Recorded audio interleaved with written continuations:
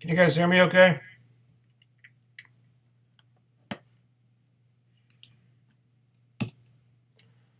Let me know if you can hear the sound of my voice. Let me know in the chat room, please. Alright, good.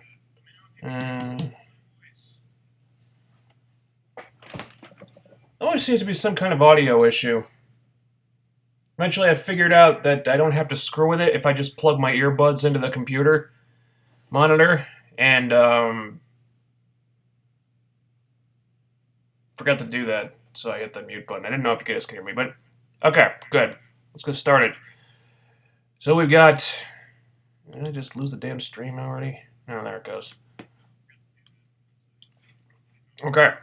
So we got Impact to talk about. Also, there's Sausage Party out, which I saw on Friday. If you guys want to talk about that, feel free. But let's do Impact first.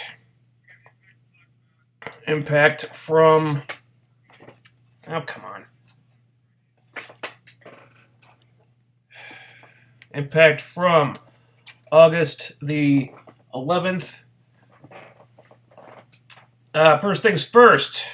Damien Sandow, or Aron Rex. I actually like that name. It's catchy. When those WWE releases were happening a couple months ago, this was the guy that I thought, oh, they have to pick that dude up. They have to get it. They have to get Sandow. It always baffled me that WWE didn't see what a star this guy was and is. He has everything.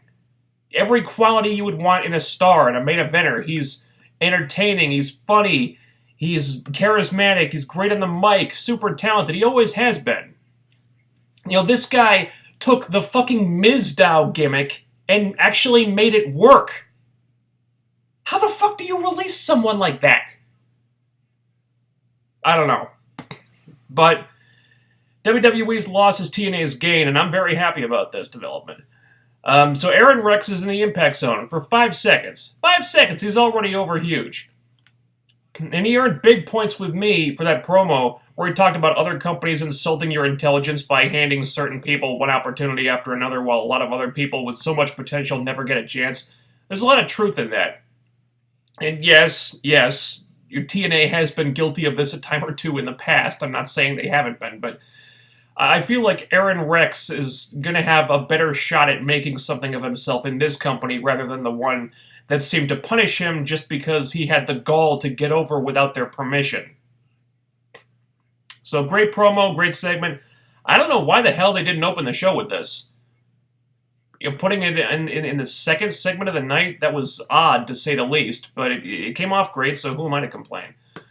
But if we backtrack a few minutes, the show actually opened with EC3 and Lashley. Standard stuff here with them, talking about the Bound for Glory match. It doesn't get too heated yet because we're still a number of weeks away from the show, and that's fine. But then James Storm comes out. Yeah, James Storm in a segment about the World Championship. That definitely doesn't suck, huh? Hashtag Storm for Champ. And I fucking loved that Storm challenged Lashley to kick his ass, and then Lashley immediately jumped out of the ring and tried to kick Storm's ass. I'm so used to seeing heel champions pulling the chicken shit card that I never expect this kind of thing anymore. It was awesome. So those two fight to the back. Mike Bennett and Moose show up to attack EC3. Eddie Edwards makes a save, and we've got an impromptu tag match. I have to say, I've been pleasantly surprised by the mileage they've been getting out of this Eddie Edwards singles run. I did not expect this. I figured they'd just stick him in the X Division and not do a whole lot with him until Davey came back. But he's actually been pretty visible on the show. He hasn't been getting a lot of big wins necessarily, but he's in there with the EC3s and the Mike Bennetts and stuff, and he hasn't looked out of place. You know, that's something. You know, they're accommodating Eddie pretty well right now. I love the stereo suicide dives he did with EC3. Yeah, EC3 did a suicide dive. How about that? You wouldn't expect it on a guy his size, but he did it. So I really enjoyed the match. Eddie getting pinned wasn't surprising because he's going to be the underdog here, but it doesn't look like they're forgetting about him. You know, Bennett stealing the pin from Moose was a little weird, though. Are they seriously teasing tension already? Already? It's only been a couple of weeks, guys. Maybe you want to take your time a little bit more? Or at all? Good, I mean, good grief. If they're planning to split these two up, then they better have Veda Scott coming in to manage Moose, or I'm going to be pissed off. Just saying.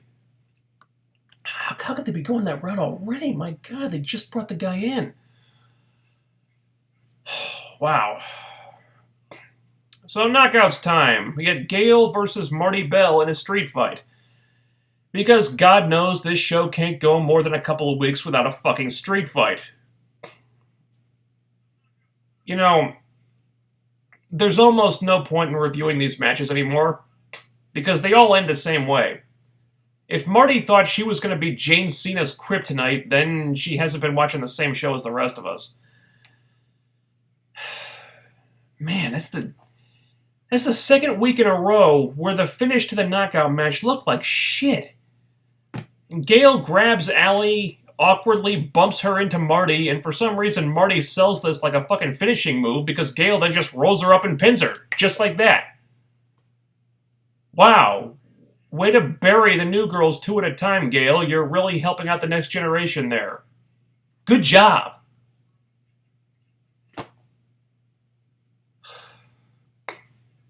So then the heels gang up on Gale rather. But Jade comes out to make the save, even though she said a few weeks ago that she wasn't going to be involved in this. And I really wish they'd stuck to that, because now it looks like they're going to feed Jade to Gale next week, too. You couldn't just let Gale get her ass kicked, Jade? Because if Gale goes on the shelf, that means more opportunity for every other knockout. I'm just saying. But no, Jade had to come out and save Gale. Because God forbid anything happened to Gale. And her reward is probably getting buried by Gale next week. It's like they won't be satisfied until Gale has turned every other knockout into a fucking jobber. For God's sake. Hashtag give the other knockouts a chance. But let's forget about the Gail Kim show for a minute here, because honestly, I really don't want to talk about it. Far more interesting to me is this Allie storyline. This has been kind of subtly bubbling up for a few weeks now, where Maria is getting kind of irritated and fed up with Allie. Looks like they're building to Maria turning on Allie, which could lead to an Allie face turn, which is probably a good idea since they are short on knockout baby faces, God knows. And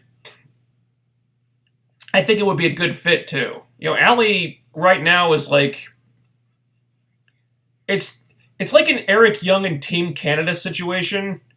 Like, she's technically a heel, but she's so charming and funny and entertaining that you just want to cheer for her. Well, I do, at least. So Maria turning on Allie or Allie turning against Maria just feels like the organic way to go. I think it would mean more if Allie had been Maria's assistant for a while longer, because she really hasn't been around that much for that long either. But like I said, they need more knockout faces, and if it means that Allie could be used as a wrestler more, and they stop presenting her as this girl who is like a novice at wrestling, then I'm all for it. And they can actually utilize her full potential. So I really like this stuff going on with Allie right now. At least there's one thing going on in this damn division besides Gail Kim buries everyone, rinse, repeat. So, at this point, Matt Hardy comes out. And God help me, he starts talking about the tag team titles. So, worst fears confirmed right there. So, he has sent Rebby and Maxwell and Senor Benjamin and Vanguard 1 home because he had some kind of premonition or dream or something that the Decay were going to come after the baby.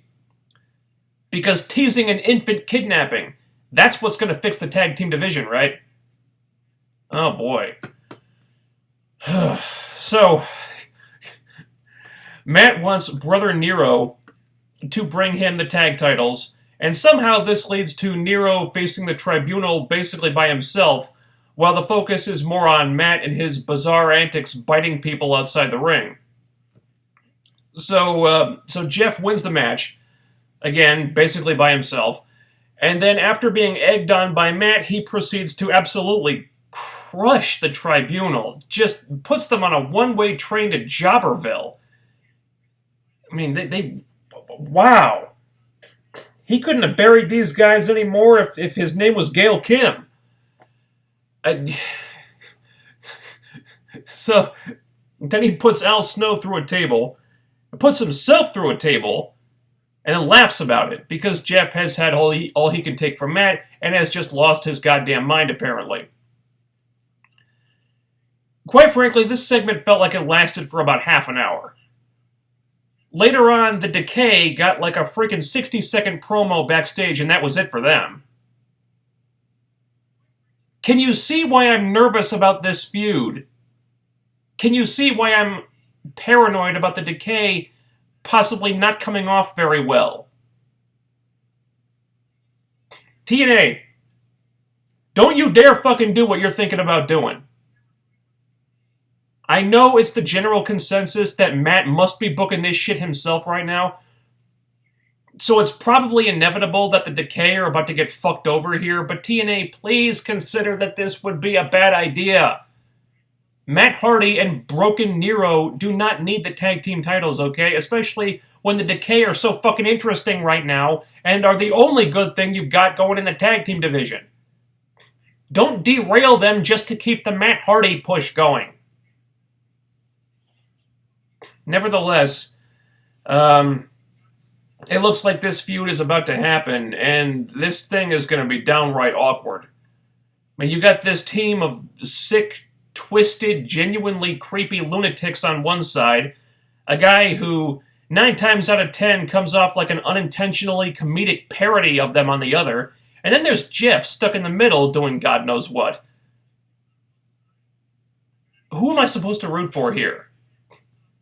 I guess the lesser of two evils, which would be the Decay, I think. Them and Matt are all technically heels, but Matt gets like 5 times as much screen time as they do, so they feel like the de facto babyfaces.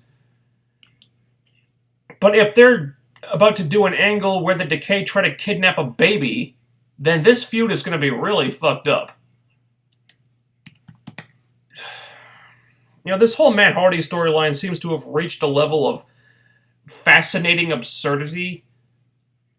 It's like that gruesome car wreck that you just can't look away from, and the development with Jeff is kind of interesting, I guess. So, I'm not going to say this was an awful segment, although they pretty much killed any chance the Tribunal had of becoming anything worthwhile.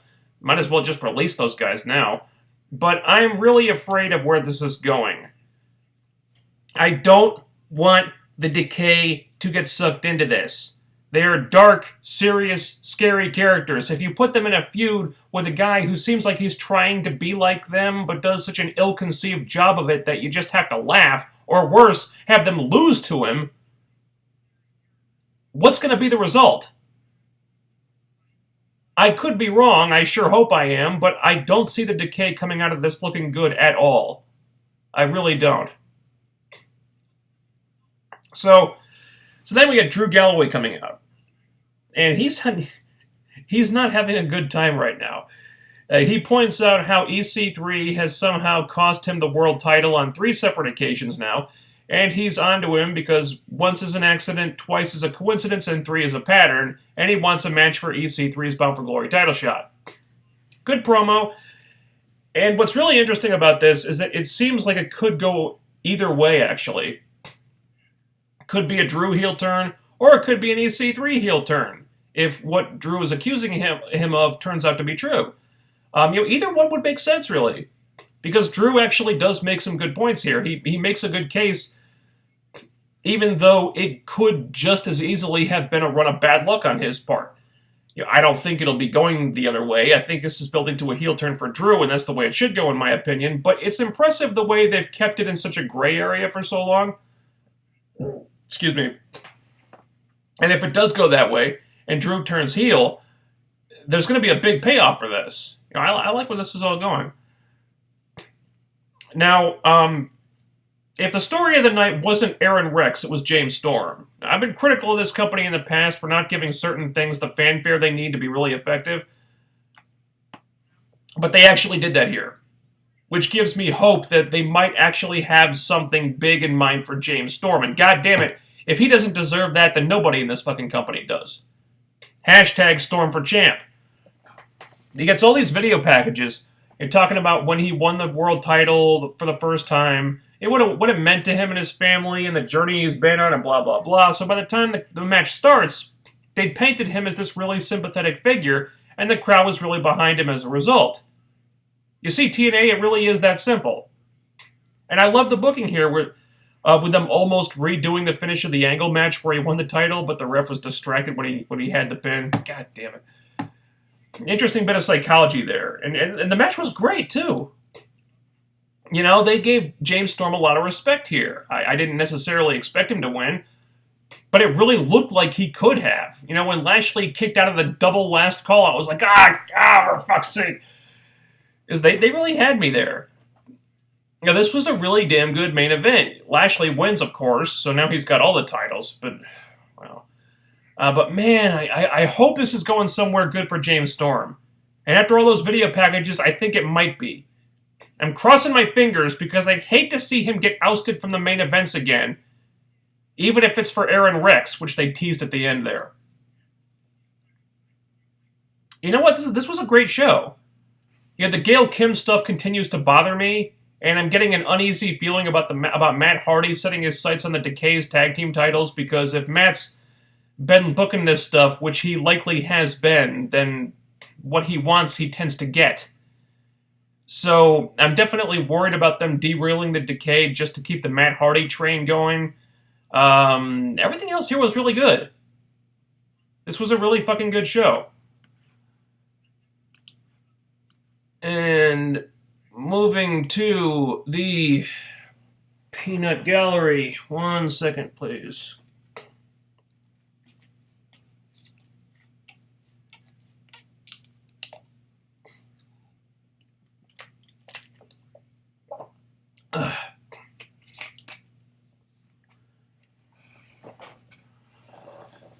Okay.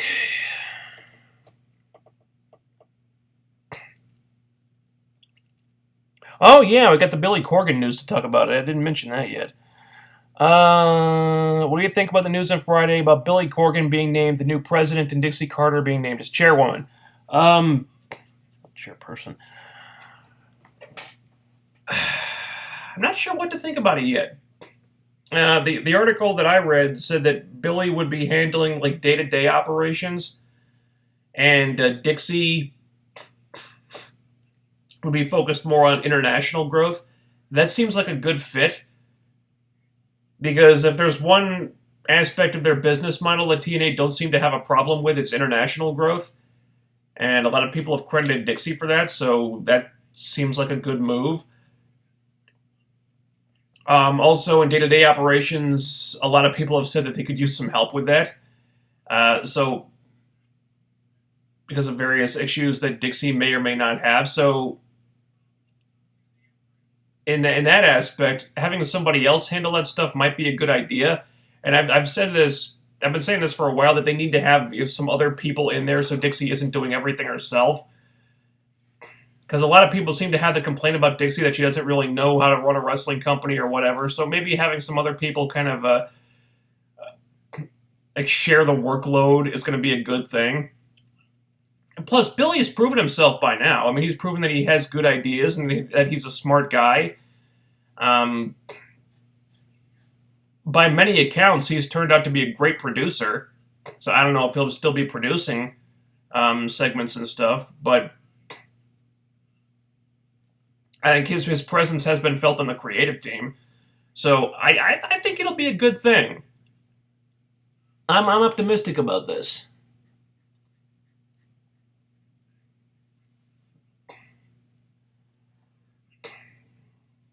I love the no reaction from fans when Gale won. Let's see.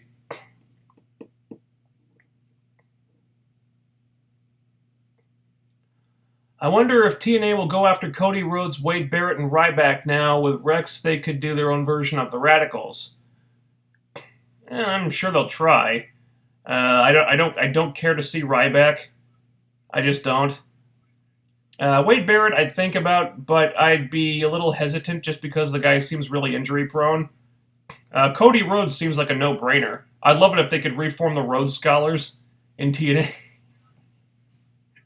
I love Team Rhodes Scholars. That would be cool. Let's see. The Broken Matt, Brother Nero stuff is actually getting interesting with Jeff finally snapping. Yeah, that was an interesting twist. I still think it's getting a lot more screen time than it needs.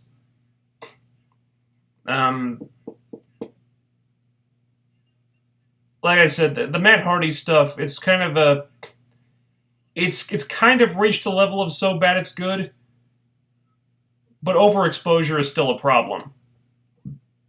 Because the guy just, I mean, from time to time they try to rein him in a little bit. I think it was like last week or the week before they confined him to one segment, but still, man, when he's there, he's all over the fucking place. I don't know what. I am just. Okay, it's an interesting development with Jeff maybe going nuts too, but god damn it, I'm very worried that the Decay are just gonna get cut off at the knees here. Because TNA are just in love with Matt Hardy right now. Yeah. It's rare to see EC3 do a suicide dive. Yeah, but goddamn, he did it. I'm surprised too. I would be fine with Gail winning the title if that same Thursday after Bound for Glory she was to lose it to Rosemary. Her beating the same woman who just went through the knockout roster could put her over big. It could, which is kind of why I doubt it'll happen.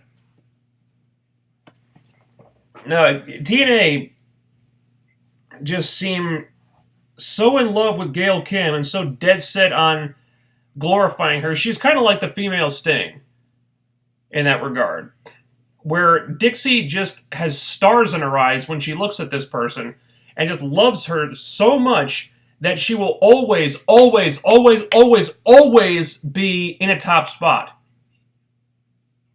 And she's protected so much that nobody can ever get over on her. Even on those rare occasions when someone actually beats her, it doesn't mean anything. Because she's so protected, it's like, oh, it only happened because of interference when Gail was about to win or something. And then the win is immediately, like, invalidated later on. It's stupid.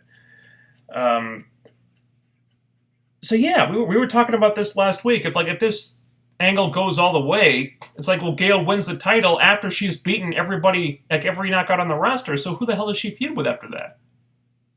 She's buried everybody. She has no credible opponents all of a sudden. But if they actually have Rosemary as kind of removed from that whole thing, then she's actually been protected. She has not fallen victim to Jane Cena's trusty shovel. So you've got this other opponent who actually does have a win over her, even though they've seemed to want everyone to forget about that now. But Rosemary does have a win over Gail, so you'd think she would be at least one of the candidates for going after the title after Bound for Glory, right? I think that would be a great idea. If they actually give Gail a title again, and I hope they don't. But it seems inevitable at this point.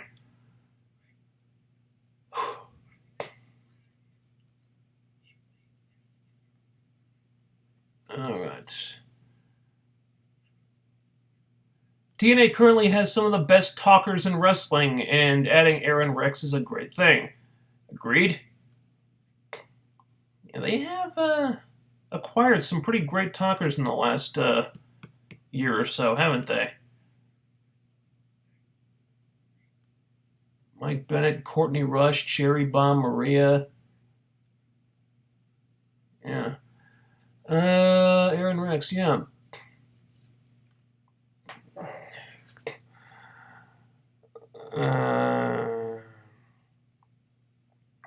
I knew that the pairing of Moose and Bennett wouldn't last long. Moose can get over easily since the crowd seems to cheer him despite him being a heel.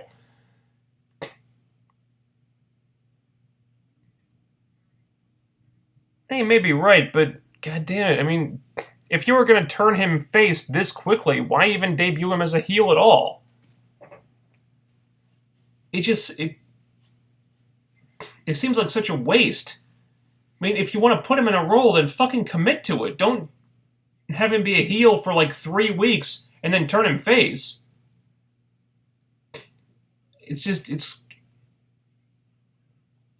It's confusing and it's erratic booking and it's just, let's have some consistency, you know? If you were planning to turn him face this quickly, then just debut him as a face. Why even do this?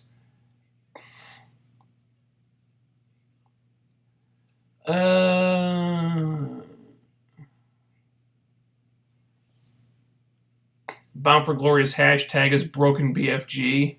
Is it seriously? Oh Christ. Guess we should expect Matt Hardy to be all over that fucking show. I'm getting a bad feeling.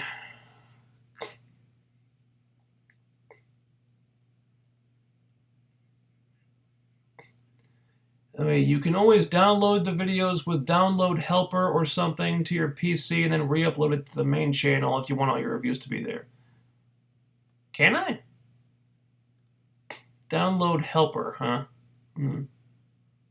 Would that work for any? Would that work for like any a YouTube video, like on other channels, as well? Just curious.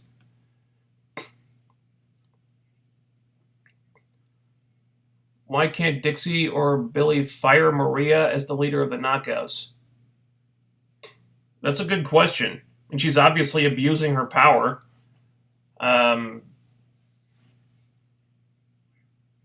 I guess the simplest answer is the writers didn't think the story through.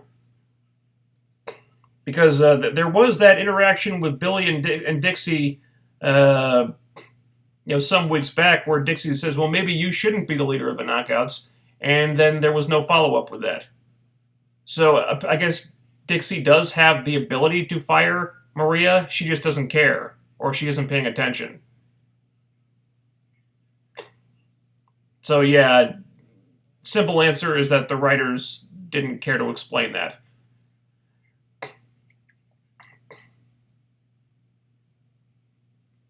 The defense of Gail defeating all the new talent by her fans is beyond stupid. These people clearly don't understand what she's doing to the division. Exactly. Like, oh, Gail is the best worker. Of course she's going to be at the top. Yeah, well, if she's always at the top, that means no one else can ever get over. No one else can ever make themselves a star because they can't get a fucking opportunity because Gail's constantly burying everybody to stay on top.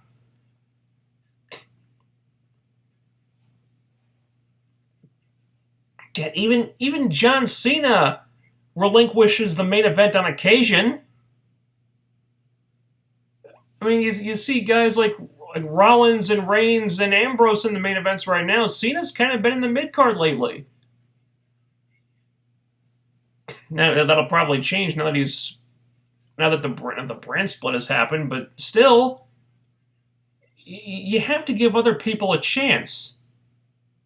You have to give them an opportunity to sink or swim on their own merits. If Gail is constantly that mountain that none of them can climb over because they aren't given the opportunity to do so, then it's not really the knockout division, it's the Gail Kim division. Where Gail is way up here and everybody else is way down here. So if anything ever happens to Gail, the whole knockout division is fucked because you haven't built up anybody else.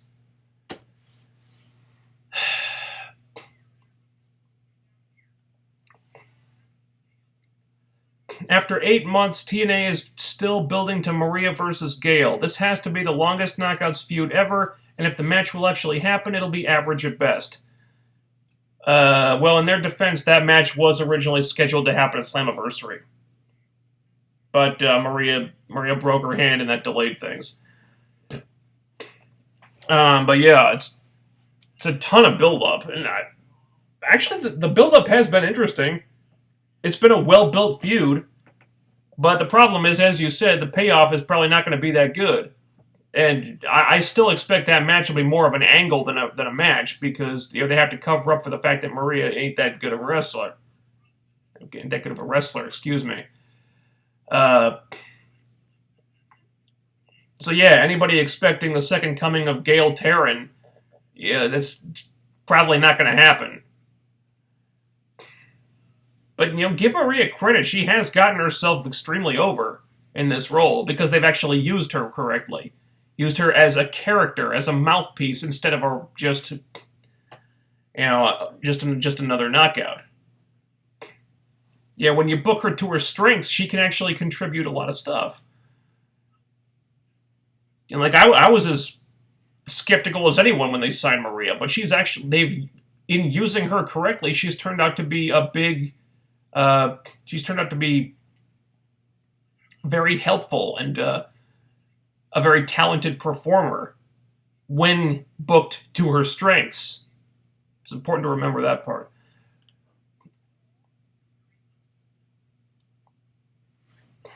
I could see Maria and Sienna ultimately turning on Allie at Bound for Glory.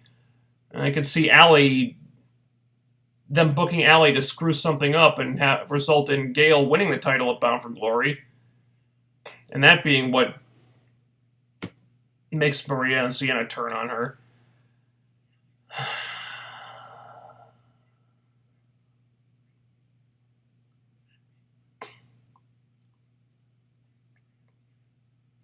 I may be in the minority, but I think that the Hardys should win the tag titles. I'm just enjoying Matt Hardy so much. Decay versus Broken Hardys has crazy potential.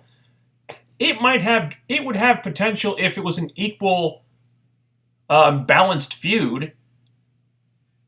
But it's probably not going to be one. Because I already pointed this out. Matt Hardy gets like half an hour of screen time, and the Decay get like 60 seconds.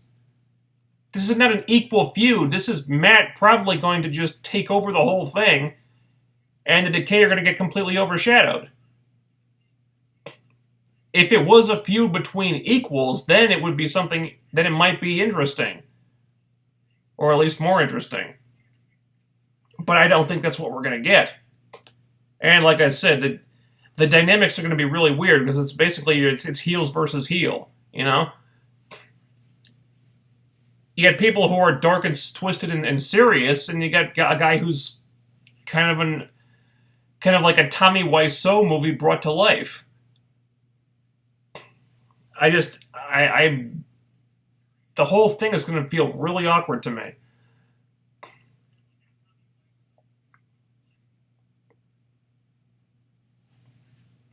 The way I take this is Dixie will be running the business of staying in business, and Billy will be running the wrestling side, and that plays into their strong suits.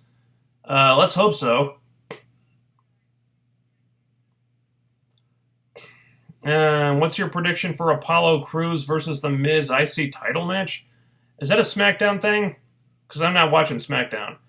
My guess is The Miz will win. I don't think they have any kind of a plan for Apollo Crews. I think he's destined to be Nevilled, in that he'll probably just wind up mired in mid-card oblivion, and they'll just never do anything real with him. Could be wrong, but that's where I see it going. He's been there for a couple of months now, and what have they done with him yet? Nothing.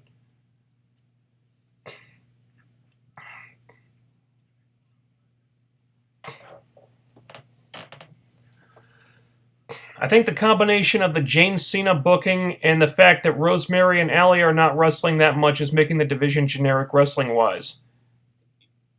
You're not wrong. I think the division needs more than just Gail going for the title. We've seen that many, many times. Now, you put a new spin on it if you want to, but it's still just the same old fucking thing. they need more than that. The closest thing they've got to something more, I guess, is the Allie teasing a face turn thing. But how much you want to bet that that's just going to feed into the Gail Kim storyline somehow? Frankly, I'll be happy when Bound for Glory is over and this storyline is done, and they hopefully try to move on from it. Maybe then they'll give the other knockouts something to do. I'm skeptical about that because it'll probably just be more of the same old thing with Gail Kim versus everybody else and burying everybody else. But yeah, I can dream.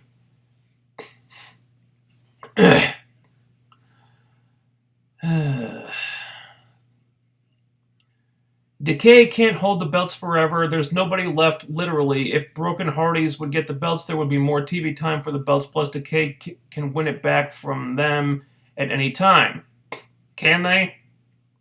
Or will it just be Matt Hardy monopolizing the belts because Matt's the one booking this shit?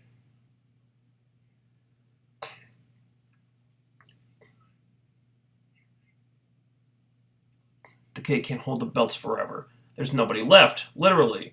Well, if the Hardys won the belts, there'd be the same problem.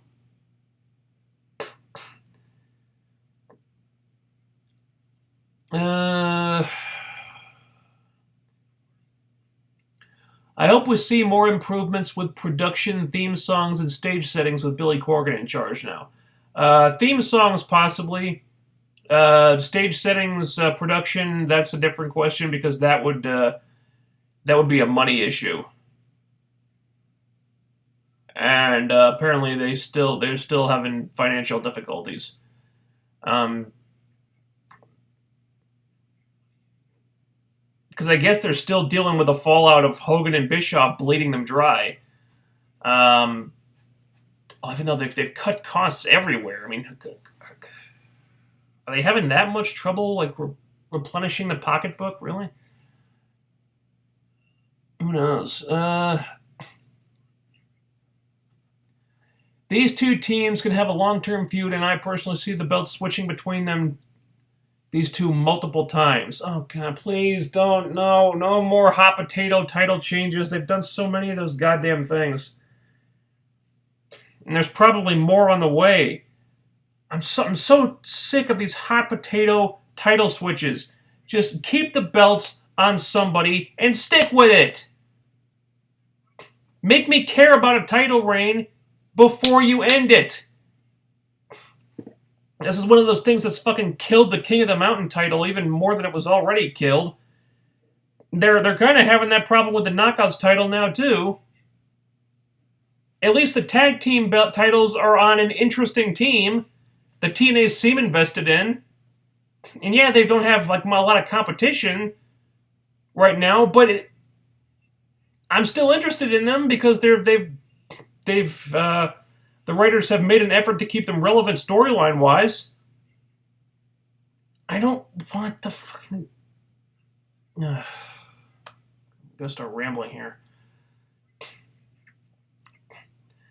Can you compare WWE's women's division to TNA's Knockouts division? Well, WWE obviously has a lot more women to work with. You could argue that they have a deeper talent roster, and you might even be right about that. I'm not terribly familiar with a lot of these girls. No, a bunch of them have been called up from developmental or NXT, whatever you want to call it. Nia Jax, I think is boring. Haven't seen much of Dana Brooke at all. Never seen Carmella before. But never seen Alexa Bliss. So I can't really comment on them. They've got a lot of women right now. I don't know how good some of them are. Meanwhile, TNA, they've done a fair job at replenishing the Knockout roster and revamping it. They've got some good talent right now. They do suffer from a lack of screen time. It's like one segment a week right now, and the matches aren't terribly long. So WWE is actually giving their women longer matches right now. Of course, they have a lot more screen time with which to do that.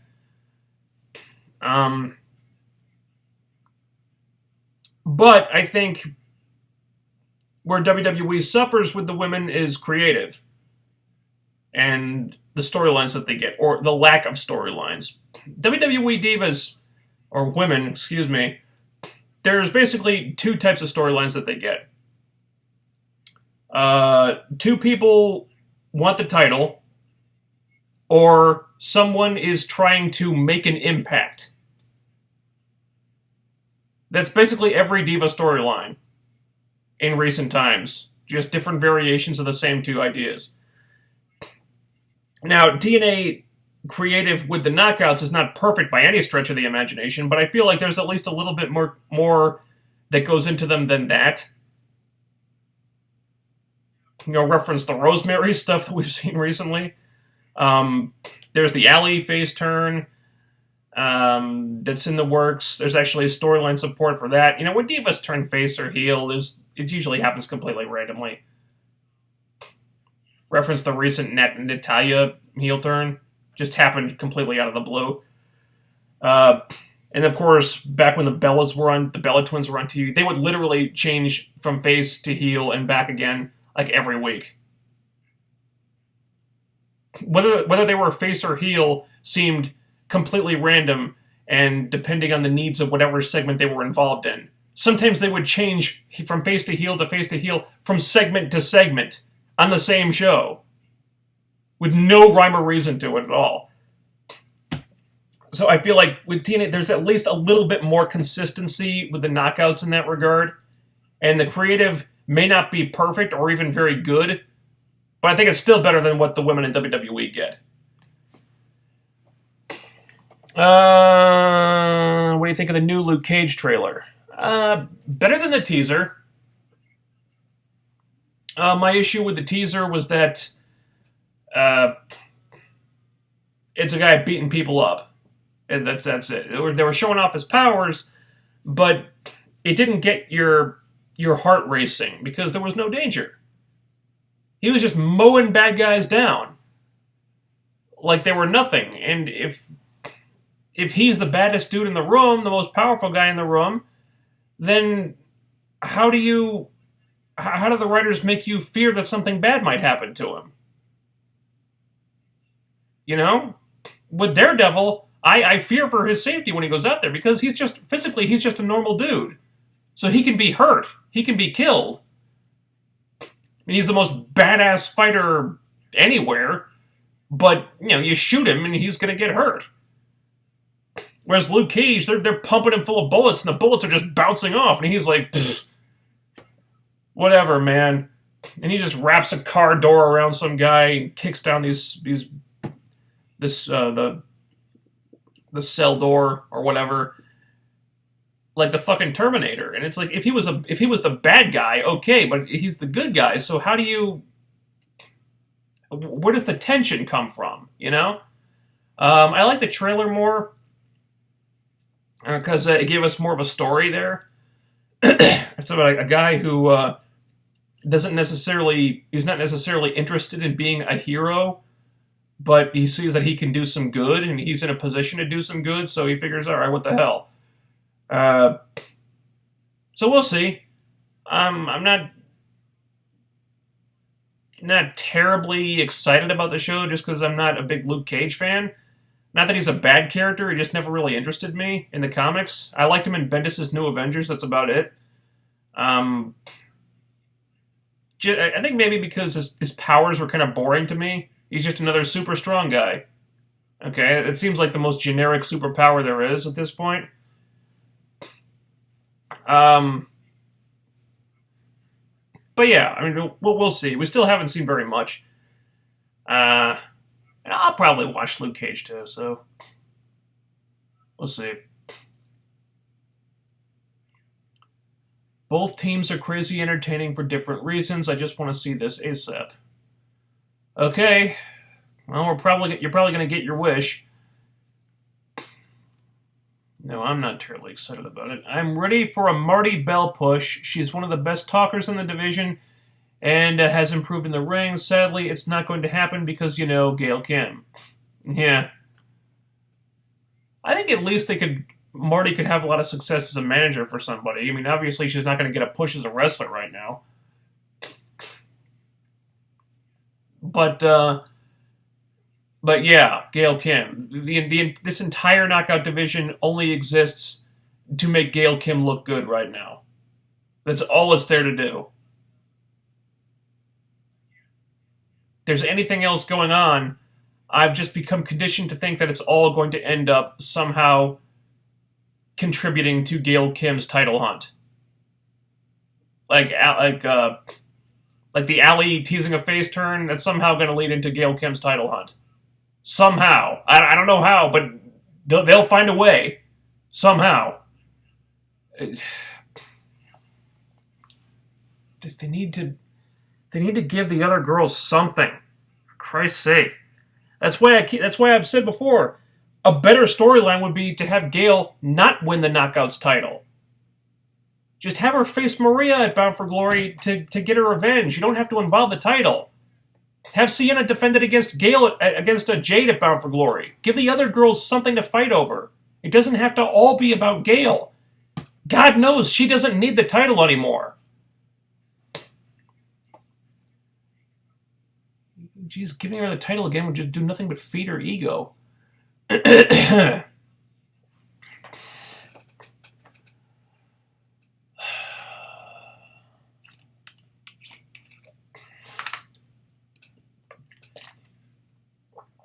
the hell was I?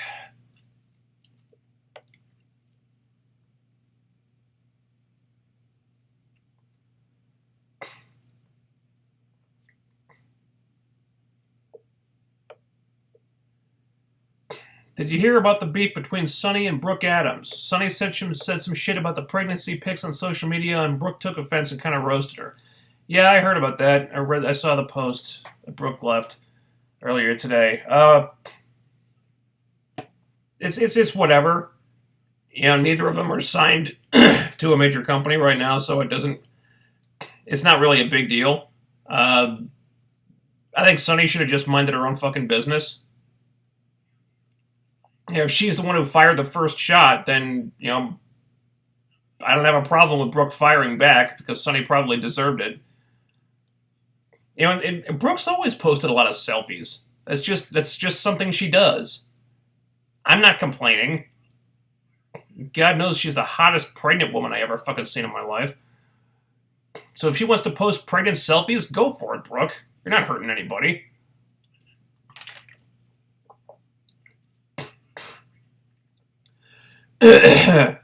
Even if Allie turns face on Maria, Allie is still playing a non-wrestler, so she will still wrestle like a rookie, which sucks.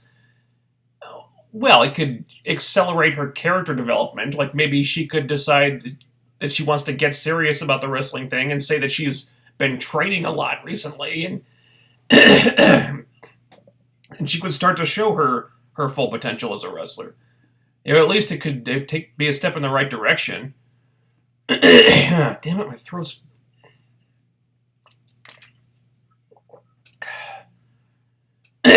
Man, just once I wish I could get through one of these things without my throat giving me problems. I loved how TNA was hyping James Storm throughout the night, like he was going to win the title again, just to lose to Lashley in a very competitive match. I wasn't sure at all if Lashley was going to retain here. Yeah, that was well done. I thought that was good too. Why do you have a problem with Ring of Honor wrestling? Don't you like old school sports like wrestling? I don't have a problem with Ring of Honor per se. It's just not for me. You know, I've tried to get into Ring of Honor a number of times over the years, and every time I stop watching because I just find it boring. I like a storyline-driven product, and that's not what ROH is about. They don't like storylines. They like just pure, no-nonsense, meat and potatoes wrestling. And that's fine if that's what you're into. I like more storylines and promos and stuff. And Ring of Honor isn't really interested in that. And it bugs me that they can take guys like Kaz and Daniels, like the Motor City Machine Guns, or hell, like Mike Bennett. People with so much potential to be entertaining personalities and promos and stuff, and just suck all the personality out of them. I saw a promo from the Motor City Machine Guns. that they did in ROH recently. And they were just kind of staring into the camera, all sourpuss-like, and just cut this very basic promo. And I was like, where was all the humor? Where was all the levity? These guys were super entertaining at TNA. Their promos were always highlights. They were funny and witty and smart, and now it's like, where'd the personality go? And Kaz and Daniels, same thing, maybe to a lesser extent. And, look at the difference between Mike Bennett and ROH and Mike Bennett and TNA. It's like, suddenly he's got all this personality now. Suddenly he's showing all this star quality. Well, where the hell was that star quality in ROH? It's like he wasn't allowed to show it. That's just ROH's mission statement. They want to be no-nonsense wrestling. So guys who have genuine star quality, they aren't allowed to develop it and show it off.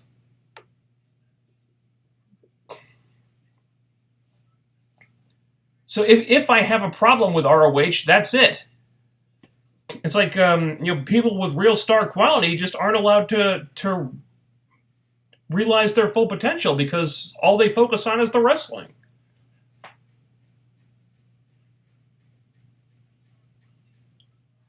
Let's see.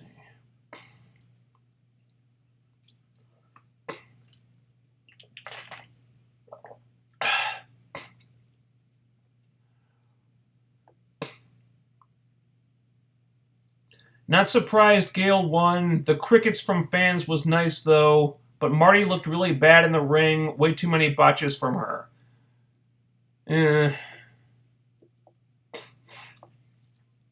Well, maybe if they used Marty more, she could improve more.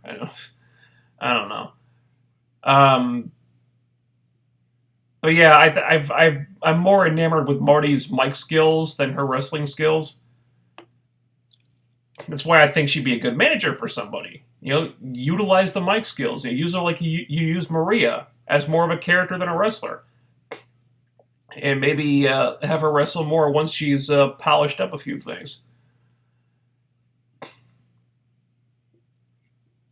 Storm versus Lashley was a really good match. The last call super kicks to Lashley was sick. Hopefully Storm gets more matches in the main event. Hell fucking yes. Hashtag Storm for champ. Hopefully Corgan can help the timing issues, which I feel have a big effect on the quality of matches along with the crowds. Yes, timing is a big thing for these shows. Or get them an overrun.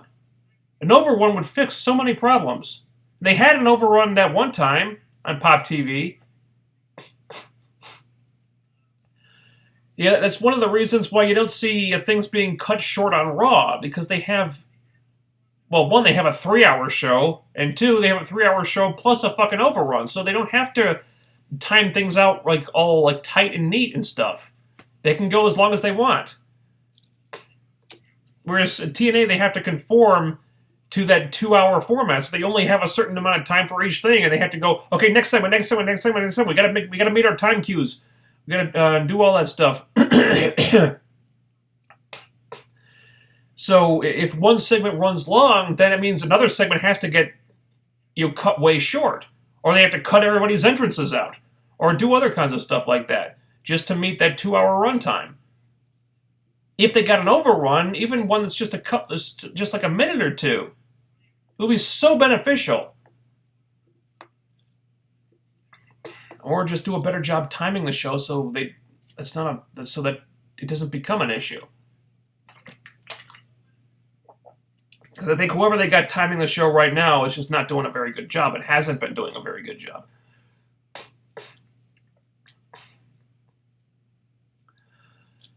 Let's see.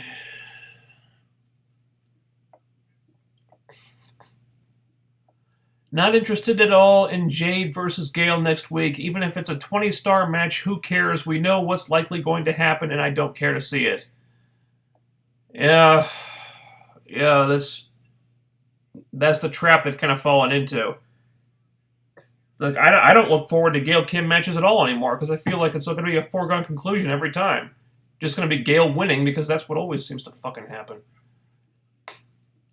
Even on those rare occasions when she loses, it doesn't matter.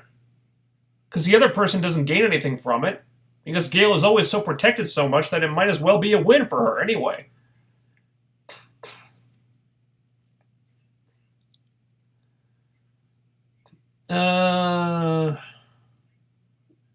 Hope with Corgan now as president, now TNA can focus on advertising for their TV show, pay-per-view, and eventually adding house shows by next year, one step at a time, of course. Well, that's more of a financial issue. They can't advertise because that's probably not in the budget. And, house shows, again, not in the budget. So, I think Corgan as the president will probably help things, but they still got to focus on replenishing their bank account.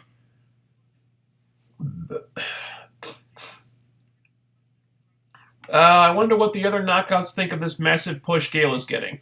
I'm sure they'll praise it publicly, but privately, it's probably a different story. Privately, I imagine they're becoming a little resentful of Gail, much like the fans are.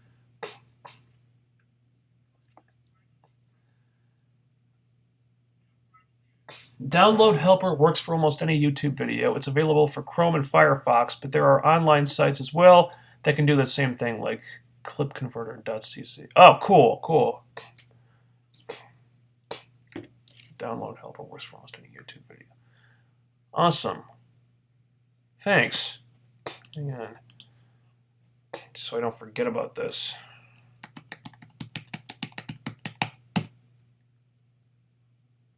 Download Helper for Firefox. Okay, great, thanks. Let me check that out later.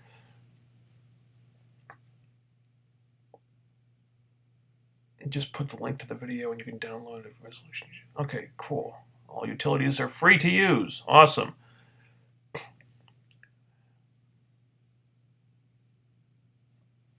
If Maria didn't break her hand, would the Jane Cena booking still be the same? I imagine it would be different. Because they would have gotten the Maria match out of the way. Of course, they might be building to a rematch.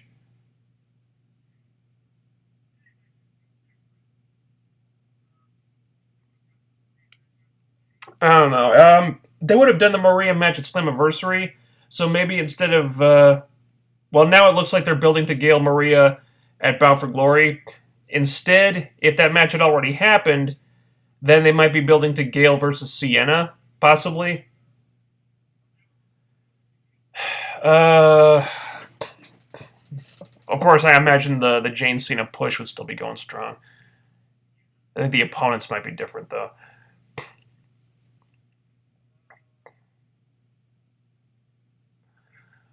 Did you hear about the Flash Supergirl musical crossover? Yeah, I heard about that.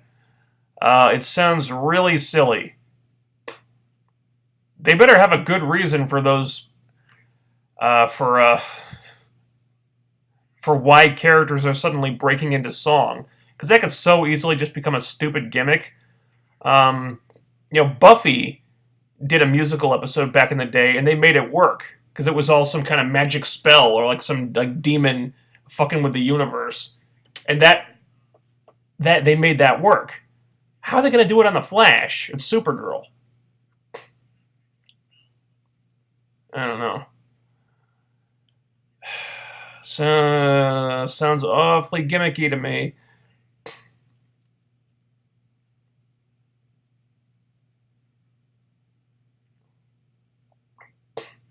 Okay, spoilers here for, I think, next week's Impact. So if you don't want to hear spoilers, mute the sound. What are your thoughts on the TNA Grand Championship replacing the King of the Mountain Championship? I'm happy. They're getting rid of the King of the Mountain Championship. That can only be a good thing. I've said this a million times. King of the Mountain Championship is fucking cursed.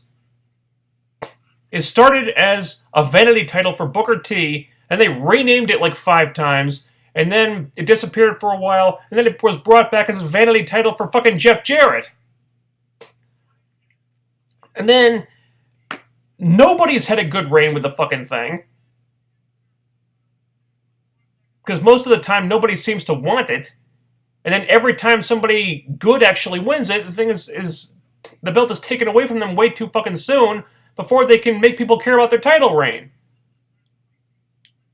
Nothing good has ever come from that title. Just get rid of it, throw it in the trash, burn it, piss all over it, forget it ever existed, and start fresh. That's what I wanted to happen, and it looks like that's what might happen now, because they're bringing in a new title with a fresh history. Good. Thank you. That's what I wanted to see.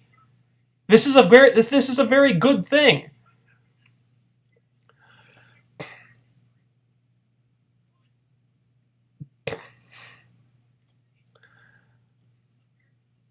TNA has a lot of talent in the knockout division, yet they are just being wasted as jobbers for Gale.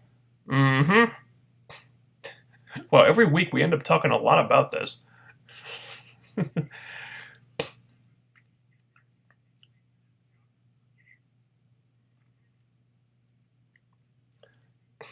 The suspension on your account is totally bullshit. Yeah.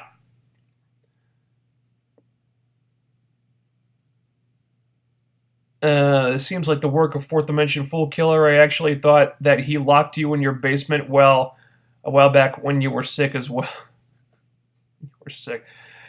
No, he didn't lock me in the basement. I probably wouldn't have been able to get down there anyway, because I was having trouble walking at that point. But yeah, the strike on my account was bullshit. So I got in touch with Google, and they reviewed the case, and they realized that it was a false charge, and they reinstated my account at that point. For some reason, the strike is still there, though, and that's why I can't stream from that account right now. So I'm waiting for this. I have to wait several months for the strike to be removed, and they say it will be removed because they acknowledge that sometimes people get strikes without intending to, or whatever. I'm trying to get it removed somehow because the strike is bullshit, but I may have to end up just waiting for it to be removed.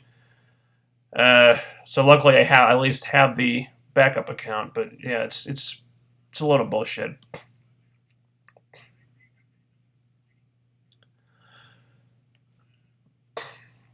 As for why Billy and Dixie couldn't simply fire Maria, I've got two reasons for that, and they both go back to Billy. One is that he's friends with the Bennetts, and he finds them good for business somehow, so even though he can't just let them run amok, he's not willing to trash them either. The other is that he didn't give Maria the job, he made a match for it, which Maria happened to win, and he probably doesn't want to just invalidate that match. Oh, so Billy cares about match stipulations and honoring match stipulations and having them play out, and not just throwing them out. That's good. Because if you're going to do a match stipulation, you got to commit to it. Can't just invalidate it, because TNA have done that in the past too.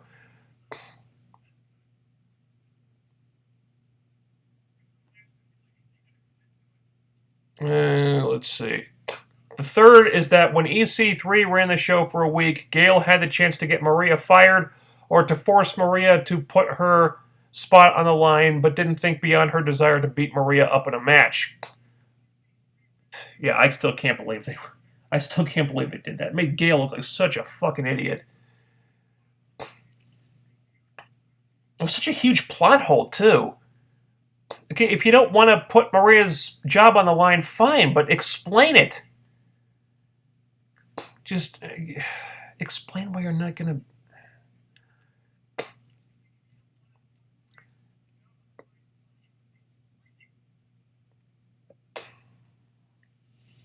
Let's see.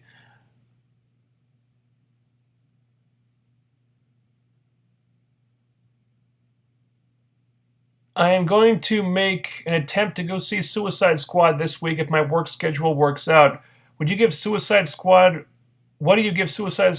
from a 1 out of 10 rating?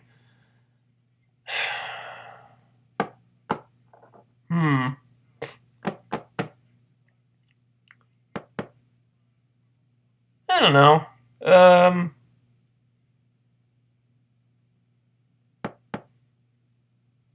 probably give it like maybe a 6.5 or a 7. Now, I acknowledge that the movie is highly flawed, but I ended up liking it. It's actually suffering from a lot of... it actually suffers from a lot of the same problems Ghostbusters does.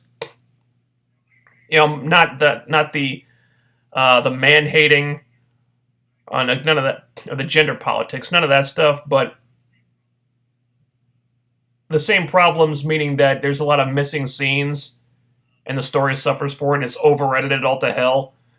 Um, but Suicide Squad somehow manages to rise above its many problems and still be an entertaining movie. So I ended up liking it. May not have loved it, but I liked it. So I'd say it's worth a watch. You'll probably enjoy yourself. Most people seem to be. Except critics. Critics have been trashing the hell out of it, but it's cleaning up at the box office, so there's that.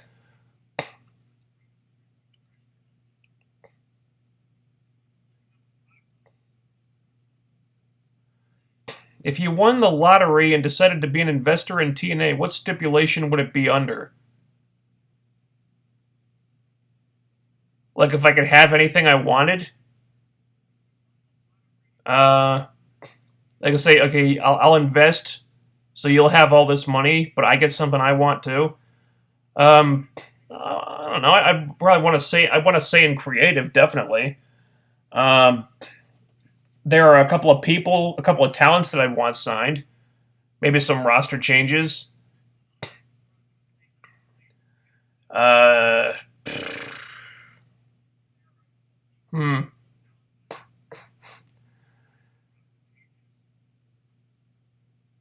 Yeah, probably would do some house cleaning on the roster. Like, why is Tyrus still there? Seriously.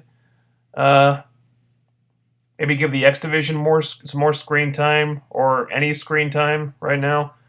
Uh, Sign Kaylee Ray for the love of God.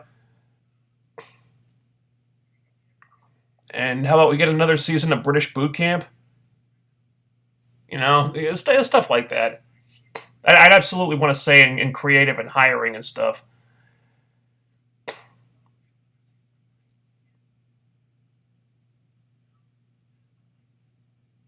Um,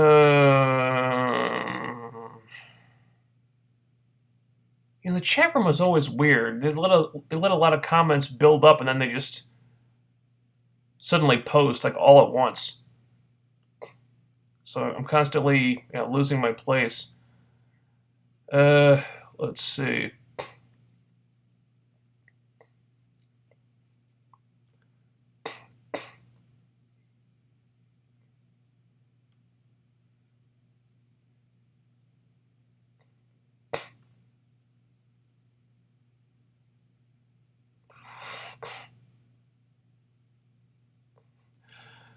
Al Snow's team is awful. They aren't entertaining and are just generic as all hell in the ring. Uh, I don't disagree with that right now. I still maintain that they have not really had the platform to show if they really have anything special at all. Because we've seen them facing Grado and Shera a couple of times, and then we've seen them getting obliterated by Jeff. So put them in a position where they can really shine if they have the ability to shine. And if they fail then too, okay, fine, then they're not worth the investment. But if they've got any potential at all, I still feel like they haven't had an opportunity to really show it. But I do agree that the longer this goes on, the less optimistic I'm becoming that they have any potential.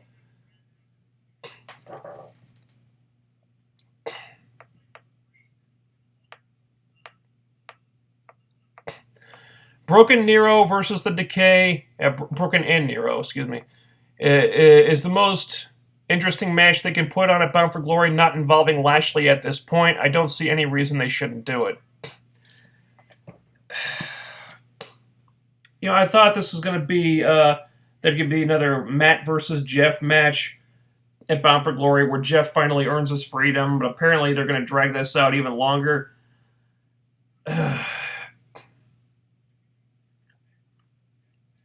I agree. It would probably draw more. It would almost certainly draw more than any other tag team title match you could make at this point because the tag division is so bare bones right now.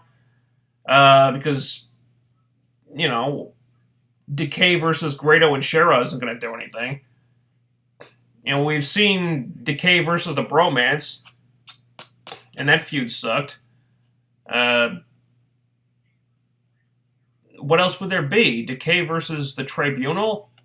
You could do like a Four Corners type of thing with Decay versus all the other teams, but yeah, Decay versus the Broken Hardys is the bigger match, is going to draw more. My problem with it is that it's awkward, that the face-heel dynamics are fucked up, and the character dynamics are going to be really fucked up,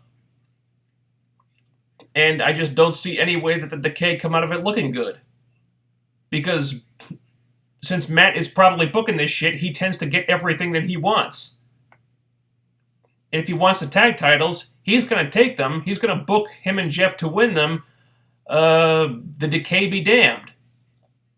So if the Decay look like shit at the end of the day, he'll still do it if he gets what he wants.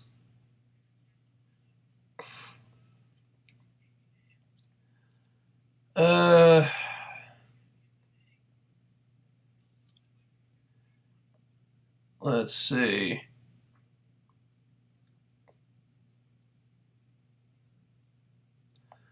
As for Aron Rex, number one, before anybody mocks the name, Rex is a Latin title meaning king that usually goes either on a crown, lawsuit documents, or at the end of a name. Oh, cool. Rosemary for champ, Sienna should talk more, Allie should be allowed to wrestle like she can, Jade should be the focus of the division, and Gail can piss off. Yes on all counts.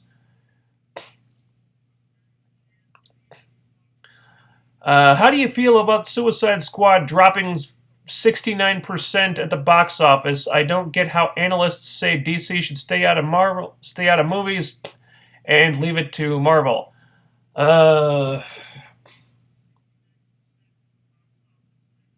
think it's a really blunt way of saying that Marvel does it better. And let's be honest, they do. Marvel have got the successful formula, and they haven't fucked up once. Whereas DC is having a really tough time with their movies right now. I mean, they haven't, since they're launching the new DCEU, they haven't had an outright bomb. But Man of Steel, while not a failure, didn't make as much as they were probably hoping. Same thing with Batman v Superman. And Suicide Squad is kind of a step in the right direction. Yeah, it dropped 69% in the second week. But it had a huge opening weekend. Had something like, what was it, like $134 million opening weekend? So they dropped a lot, but I think their second weekend was still something like 40-something million. I think they made more in their second weekend than Ghostbusters made in its opening weekend.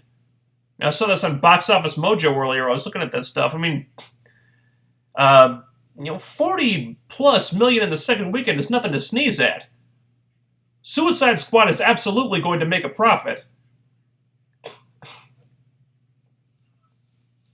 So it may have been a creatively flawed movie, and probably a conceptually flawed movie in a lot of ways, but people are reacting to it, and it's going to make money.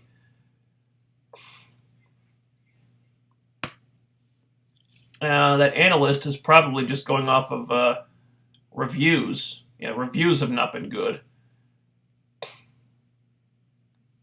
But, fan reaction's a different story.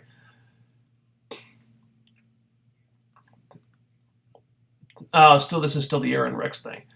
Number two, I noticed he was trying to shoot on certain aspects of why his WWE run failed, specifically the part about the importance of the fans, without actually taking a dump on the company itself. Yeah. As far as ROH goes, their no-nonsense wrestling mentality does make them really match-focused, and it's cultivated a fan base that seems to be all about that. Yeah. And like I said, it's fine if that's what you're into. If you just want no-nonsense wrestling, and without the bells and whistles and without the entertainment factor, then go right ahead. ROH is for you. For me, that's just not what I'm looking for as a fan. I get bored with that quite easily. I like entertainment. I like storyline focus. I like characters. And ROH is just not really interested in that. Yeah, Motor City Machine Guns are as generic as can be now, which is sad. Oh, man. I hate to hear this. Wow.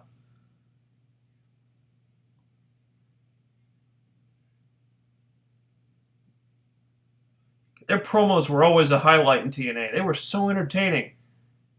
Why would you take two super entertaining guys and just not let them be entertaining? Why would you... Oh, don't get me started on this.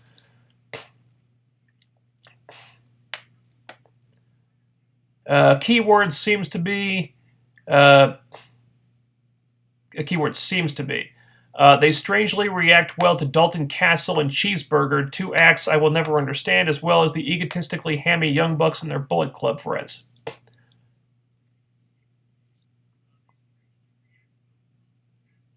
I think maybe people react well to Dalton Castle because in ROH he really stands out.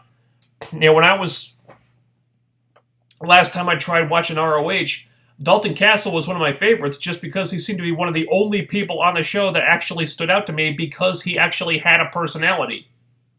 Because he was actually making an effort to have character, to show character, and be something different than just a generic spot monkey. That's why I looked at him and like, hey, there's a guy with star quality right there. There's a guy who's trying to be more than just a wrestler.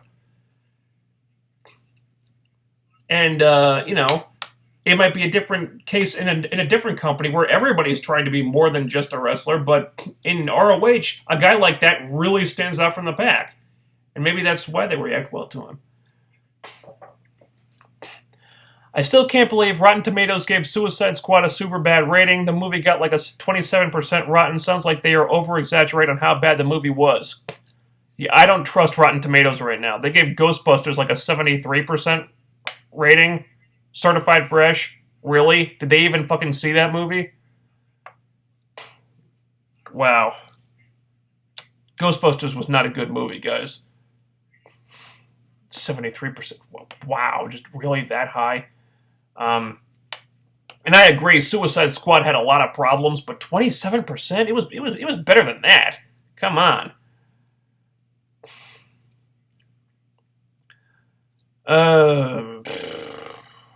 Prediction for UFC 202, Conor McGregor versus Nate Diaz 2. I don't know. Haven't really been keeping up with that. I think Nate Diaz will probably win again. I think Conor McGregor will put up more of a fight this time. But I think he's still going to be the underdog just because he's changing weight classes to do this. So I'm still probably be Nate Diaz.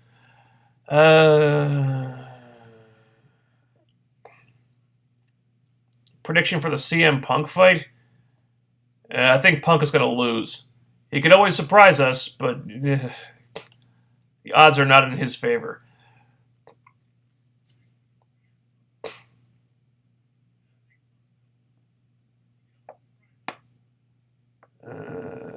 House of Truth. Jay Lethal is an A-plus level wrestler. Taylor Hendricks is really good at working heel, and Truth Martini matches up so well with both of them personality-wise. Yeah, Taylor Hendricks is another one who kind of rises above ROH's don't show personality or we'll shoot you in the face mentality. She has a personality. She's really evolved as a performer in the last couple of years. I like Taylor Hendricks a lot. Decay should only lose to the Wolves, but they have had the tag titles for a while now, so I don't expect them to keep them that much longer. We haven't had them that long. Not really. I think it only feels that way because they haven't really had any. They've had no one to feud with except the bromance. Ugh. What I'm seeing is once an act has developed a reputation with the fans for being entertaining in the ring, that should be ROH's cue to open up the personality aspect to get them even more over. Yeah, good.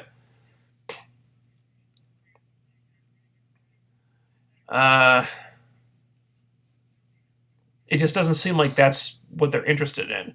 In the case of the machine guns, they had something that worked great in TNA, and then they tried to take away a lot of what made it great in terms of character. In TNA, the Guns were great wrestlers with really entertaining characters, and now they're just great wrestlers. So, okay, so they're just like everybody else in that company now? Well, for fuck's sake, if they can stand out in some way, why wouldn't you want them to? You know?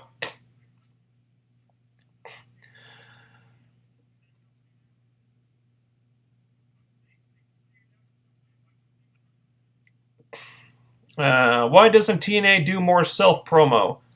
If advertising is expensive, then use your online media to get the word out. Push good content and bring attention to online media to ultimately help the show. That's a good question. Sadly, I think the online media department kind of needs help. Have you seen their website lately? Have you seen it? Yeah, one look at that website and you'll probably understand why they don't advertise online more. Because I don't think they have a lot of people working in that department. Yeah, their promotion online pretty much amounts to posting a lot of stuff on Twitter and Facebook. They could be and should be doing more, but not sure why they're not. It's not like they have anything to really impress people as far as the website goes, because holy shit, that website is embarrassing.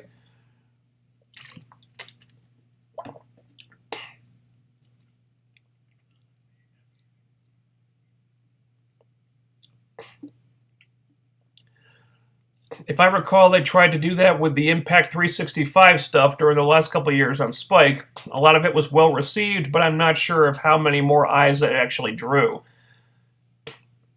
I don't know if it drew any new eyes to the product. Of course, they didn't really stick with it.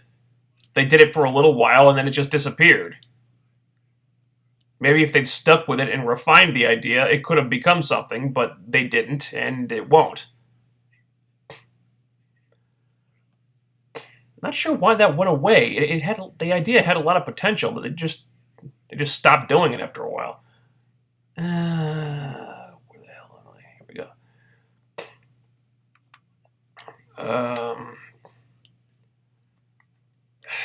Do you think anybody in the knockout division will defeat Mrs. Cena? Honestly, I don't know. I'd like to think so, but at this point, I'm inclined to say no. TNA just have it in their heads that they want Gail to be invincible. I mean, if she wins the title, then eventually she'll have to drop it to somebody.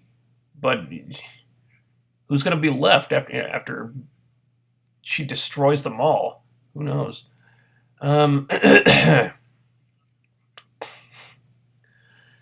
If Gail can defeat several knockouts by herself, then how can any knockout beat her? Exactly. I'd like to ask the creative team that question. Marsh Rocket has been signed for a couple of months and still hasn't debuted yet. I wonder when it will happen. Same with Caleb Conley. I believe he showed up on Explosion during the TV tapings this week. So he's coming.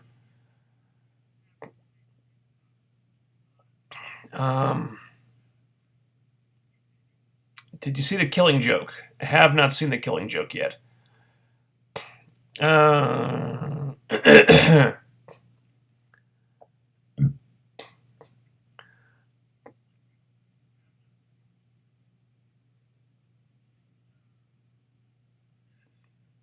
With the Grand Championship rebuilding the mid-cards, what's the knock-on effect on other divisions going to be? Seems like guys without direction were just put in that division, tag, or X division. Let's see. Well, we don't know if it's going to be rebuilding the mid-card. They've got a new championship. It doesn't have the stigma attached to the King of the Mountain title. That's a start. But they've still got to really commit to the mid-card division if they want it to actually work. And that was the problem with the King of the Mountain title. One of the problems is that they just wouldn't commit to it. The effect on other divisions going to be? I don't know if it'll have an effect on the other divisions. It's the same problem in each case. You got to commit to it. It just seems to be something they have a problem with. Um,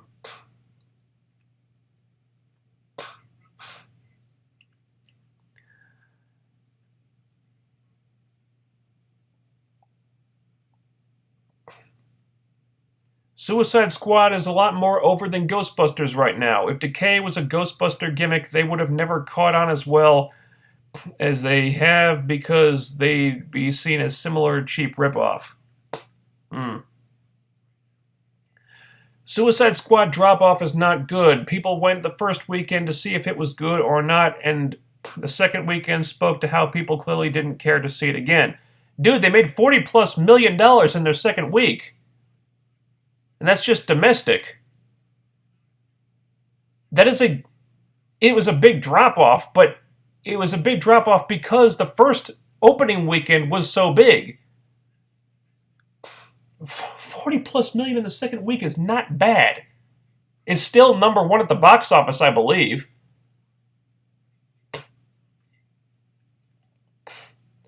You know, that movie, like I said, Suicide Squad is has not tanked by any stretch of the imagination. That movie is absolutely going to make money. And I lost my place again. Do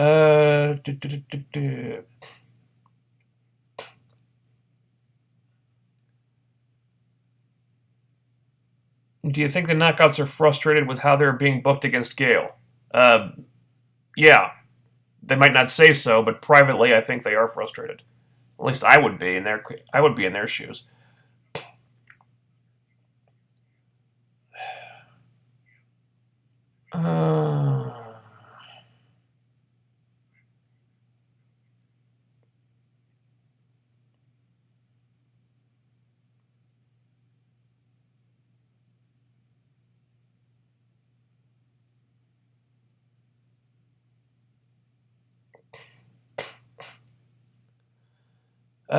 NJ, just got home from Comic-Con. Oh, you were at Comic-Con? I want to go to Comic-Con. Just want to say Aron Rex is the future. Sorry, EC3. They can both be the future. How about that?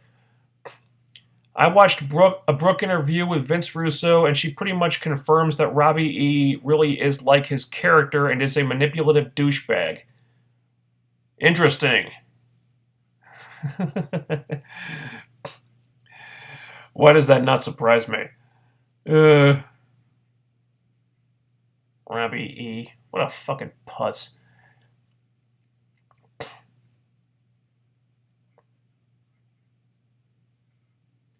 actually think that the Bennetts are doing a much more subtle version of TNA's annual invasion storyline. It's honestly going much better than a couple recent attempts were. Yeah, maybe because they're taking a different approach with it. It's not just a bunch of people coming in out of the fucking crowd and trying to take over. Now they're taking over from the inside.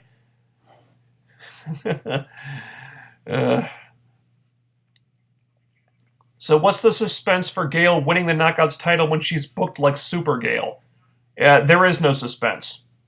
And that's the problem. I actually LOL'd at Matt Hardy when I watched TNA. What the hell has he done? What the hell has TNA done? Freaking hell. Yeah, well, if you haven't seen the show in a while, Matt's kind of reinvented himself. They did a storyline where he was feuding with Jeff, and Jeff beat him so many times and like put him through like so many tables and did so many huge bumps on Matt that Matt kind of lost his marbles and went nuts. And now he's a living cartoon. And he talks with a weird accent, and he has his he talks to a flying drone like it's his own personal R2-D2, and he has his segments produced like Lucha Underground.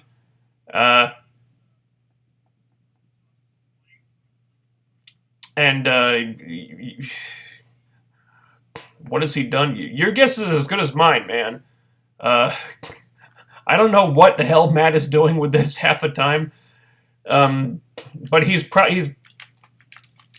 most likely booking the stuff himself, so you'd probably be better off asking him. Because of the reshoots, Suicide Squad has to make $750 million to break even, and they are not getting a China release. It's going to be hard to make a large profit. Are they? Suicide Squad is not getting a China release? Where was that said? I know Ghostbusters wasn't getting a China release. But Suicide Squad, I hadn't heard about that. Is this actual data that you're looking at here? Where did you hear this? Suicide Squad has to make $750 million to break even. Well, I think they got a good chance at hitting that. I mean, they've crossed. They're probably close to $200 million after 2 weeks. They had a really big opening. I think the opening was like $130 million, something like that. Another 40 something million this week. If they haven't crossed the 200 million worldwide mark yet, they're probably pretty close to it, and that's after 2 weeks. So I think they'll probably hit 750 million.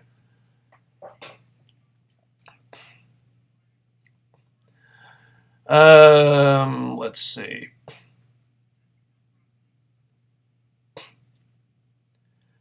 Have you seen the Grand Championship? What do you think of it? I've seen it. Looks like a nice look. It's a nice looking belt. I like it. Damn it. Let's see. How long before Raquel and Rebel are TV-ready wrestlers? Who knows? They're both ridiculously green. I mean, they put Rebel on TV with like virtually no experience. I guess because apparently because Christy Hemme vouched for her, and she started training as she went along. Ideally, you'd want someone to be TV ready before you put them on TV, but apparently they didn't bother in Rebel's case. Of course, she wasn't being used as a wrestler at that time. I guess she started as a manager and then took it upon herself to start training as a wrestler, and then they figured, okay, we'll put her in the ring. It's obvious how green she is. I think she's shown improvement. How long before she's ready for to begin like a singles push or whatever? Who knows? It could be a couple of years or it could be never. Raquel, kind of in a similar position. They signed her when she had no experience, where like the sum total of her experience was a stint on Tough Enough, and then she started training and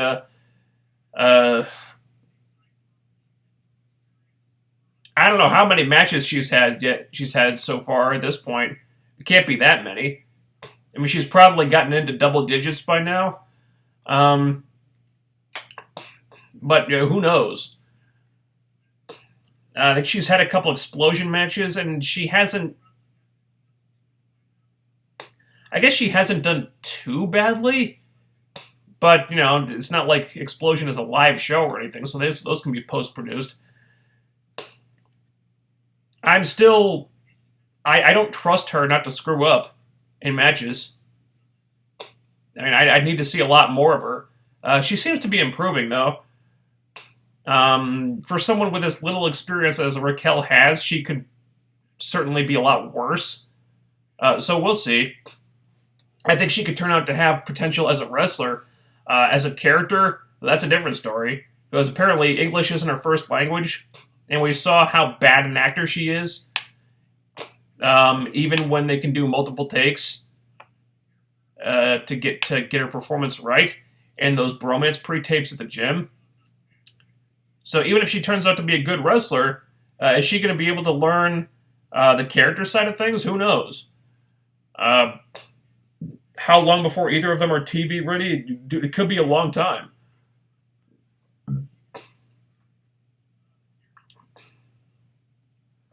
Let's see.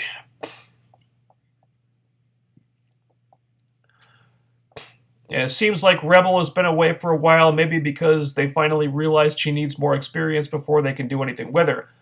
Or it could be just a matter of her one big proponent in Christy Hemme no longer works for the company. And now she's got no one to vouch for her.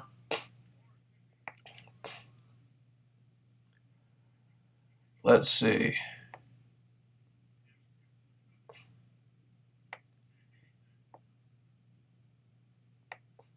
I lost my place again. God damn it.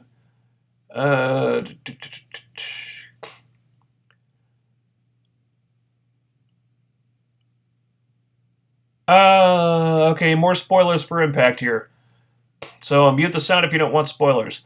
I don't know if you know this yet, but have you heard they are changing the King of the Mountain title to a title with UFC-like rules? We don't know that for sure yet. Apparently, they're going to retire the King of the Mountain Championship and introduce a new one, the TNA Grand Championship, and start a tournament that concludes at Bound for Glory. And according to show reports, it's going to be like a weird tournament with like a match structure and a point system with judges and stuff. It seems needlessly overcomplicated to me. I'm going to reserve judgment until I actually see it, but it just sounds like they're overthinking things. I don't know if this point system and three-round structure is going to be just for the tournament. The reports I read seemed to think it was going to be just for the tournament, but they weren't sure. I hope it's just for the tournament because that just seems like kind of a dumb idea for a championship long term. It's like, okay, you're doing 3 rounds. Okay, so your plan is to interrupt the match every 3 minutes so it can't build any momentum and can't get into second gear. That's really dumb. It seems like they're trying too hard to ape the UFC, taking it almost literally, and just I don't like it.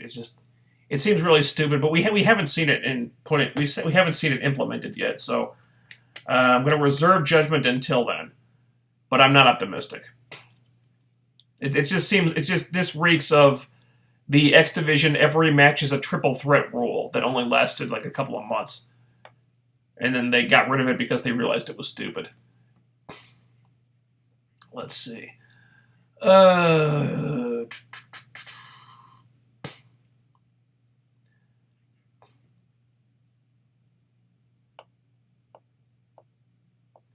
I think TNA will do great with Aron Rex. The comment about the future of over EC3 was a little jab at Fool Killer because he bows and puts over EC3 more than Vince puts over Cena.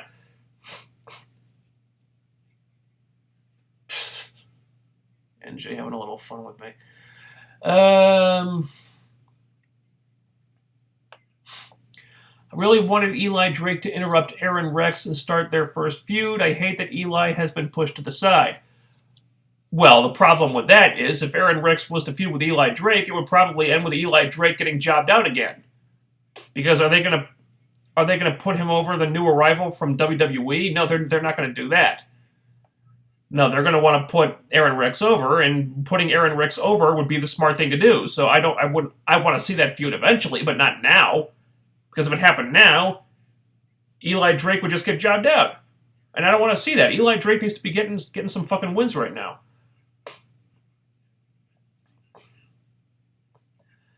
I think the worst thing is TNA is so oblivious to fans not liking Gale defeating the new talent every week. Yeah. I mean, I went to the... I've been looking at the comments on those videos.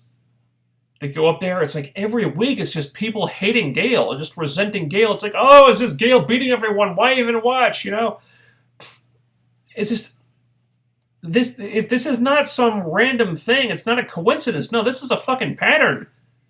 More and more fans are really pissed off about this. They're really fed up with Gale just beating everybody all the time, and TNA, they just don't want to acknowledge it. They just want to stick their heads in the sand and continue pushing Gale to fucking Mars. Like, you can't keep ignoring this. Like, what are you going to do at Bound for Glory? What are you going to do it? Suppose people are chanting for somebody else. At Bound for Glory, like, they're so tired of Gale, it's like, you know, we want Jade, or we want Sienna, or we want Allie, or we want Rosemary, or something. Wouldn't it be cool if that happened? Maybe they'd finally get the message then.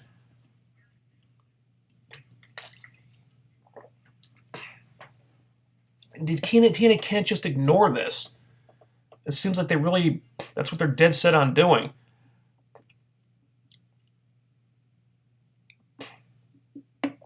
Since you saw Sausage Party, was it the most fucked up movie you've ever seen? If not, then what is? It's a strong contender right now. I guarantee you've never seen anything quite like Sausage Party, especially the last 5 minutes. I'm not gonna spoil anything because trust me, this is something you don't want spoiled. But the last 5 minutes, holy shit! That is some of the most twisted fucking stuff I think I've ever seen in a movie. And I was laughing my ass off. Everybody was, but oh my god, this was. I couldn't believe what I was watching. Trust me, the whole fucking movie is. Even if the rest of the movie sucked, which it doesn't, it would be worth it just to get to that last 5 minutes, because that... Christ. It's pretty fucked up, yeah. It is. How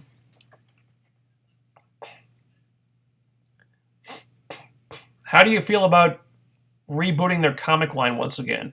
I assume you're talking about DC Comics. Well, on the one hand, I don't really... It doesn't bug me because I don't read DC Comics, but this is just another reason why I don't read them. Because it seems like this is their favorite, one of their favorite storytelling devices. Something goes wrong, just reboot the whole fucking universe. And it's one of the reasons why I can't follow DC Comics continuity. Because at this point, I have no idea what event is supposed to take place in which universe and what event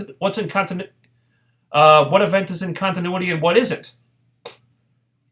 Because, they started this New 52 thing. They did that for a couple of years. Then they realized that wasn't working out, probably because they didn't think it through, which has been well documented at this point. So they're just going to reboot the whole fucking universe again? And I don't know if this is supposed to be another new universe or it's supposed to be the old universe coming back. But apparently it's still going to have aspects of the New 52 in there for some reason. It's really confusing. Thankfully Marvel has shied away from that type of stuff. I mean, they did kind of do a reboot recently when I guess they merged the Ultimate Universe into the real one. Of course, there weren't many survivors of that. I would think it was Miles Morales and Evil Reed Richards, and that was it. But that was like the first time they'd ever really done that.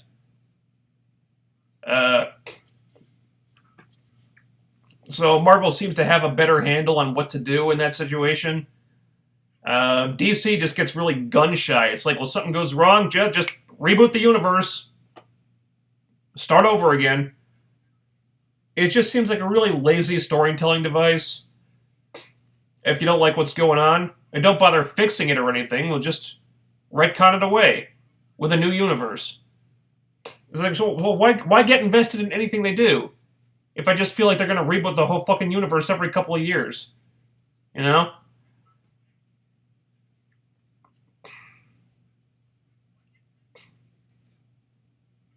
Wow. Oh, you were talking about Marvel, actually. Well, that wasn't really a reboot, though. That was kind of like it's kind of like them hitting the refresh button.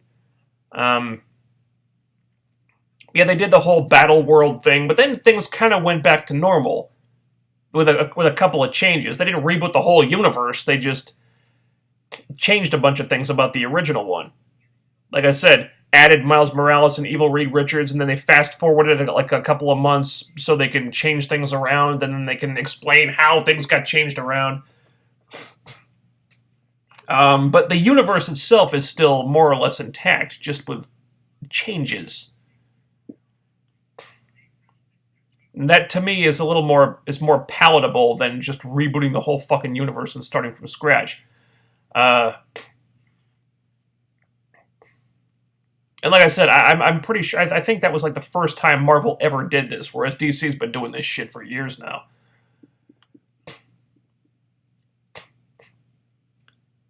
Collider, Hitfix, and others have all reported about Suicide Squad not getting a China release. Really?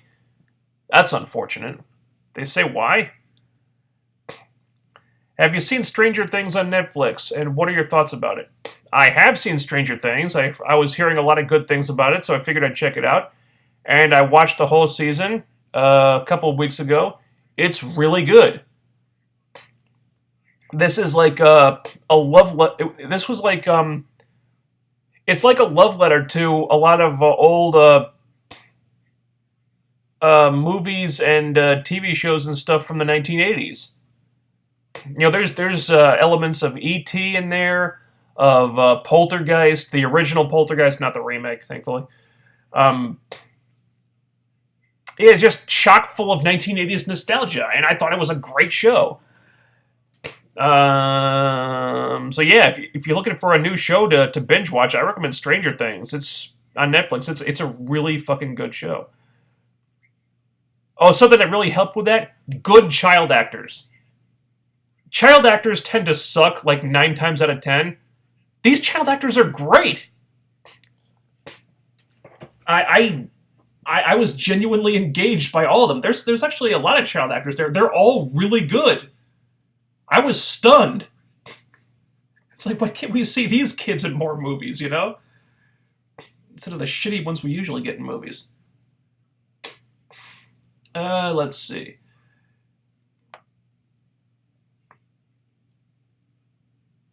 About Gail, I want her to retire or switch promotions. Her going on a break is just going to put her over more when she returns, which is against a problem with her. Well, at least if Gail went on a break, the other girls would have a chance to shine on their own, because they never get that chance as long as she's there. Of course, things would go back to normal as soon as Gail returns, but at least you'd have that break in between. The booking of the Knockouts has not been good at all. Now some people will just see Gail and a bunch of nobodies in the Knockout division. Yeah, exactly.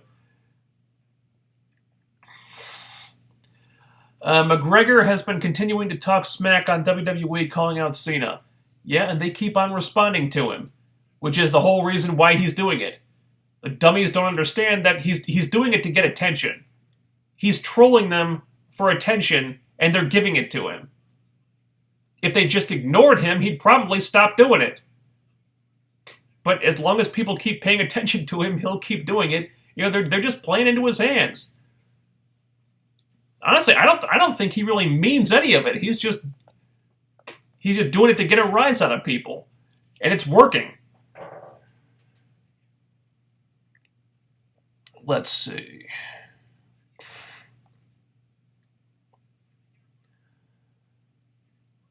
I'm against wrestling companies using judges. It has never really worked, has it? If it can come down to fan polls on their website or Twitter, I think it would work better and fair. Well, if it was dictated by fan polls, then it couldn't really be storyline driven, and that's kind of the point.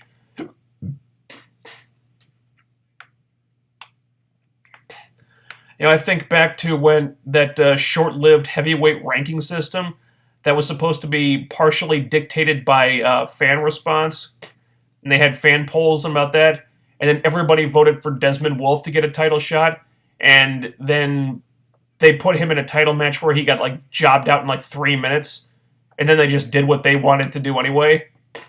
That's why it won't be fan-dictated.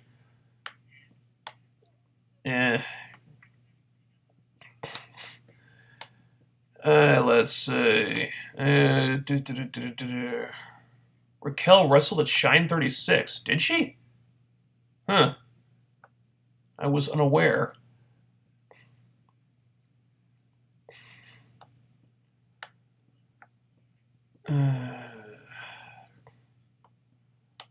Unless Eli Drake is feuding with Tyrus, Shira, Grado, I don't think he will get any wins over top talent yet.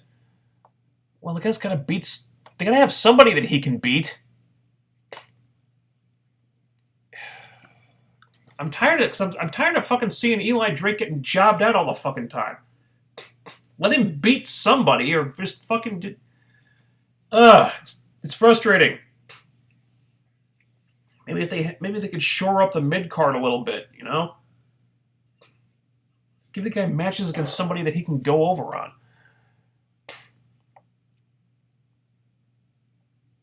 Sausage Party might be overtaking Suicide Squad as the #1 movie. I don't know. It was in second place. I looked at Box Office Mojo earlier, and it's in second place right now.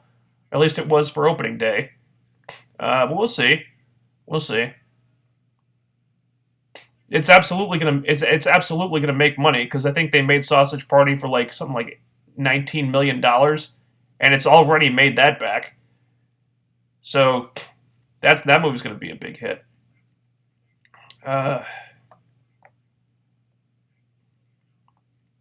I would take WWE trolling us with Eva Marie, which is hilarious, over Jane Cena burying the New Girls at this point.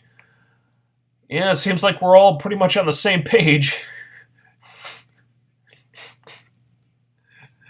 Have you seen Seth Rogen's other movies? If so, what's your favorite?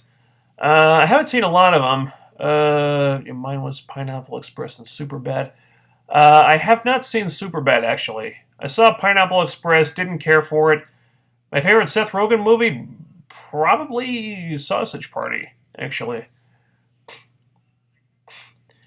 Gale's fans are as smug as she looks. They don't give a shit about the division, just their queen Gale. And if you don't like the Gale booking, then you're a hater. Fine, I hate Super Cena style of booking. Yeah, I've seen that too. It's like these Gale supporters, they don't understand the effect this is going to have on the division long term. They're just thinking about what's happening right now. And like, no, think about what is this going to do to the division 5 years from now? Think about that, you know? They don't want to do it.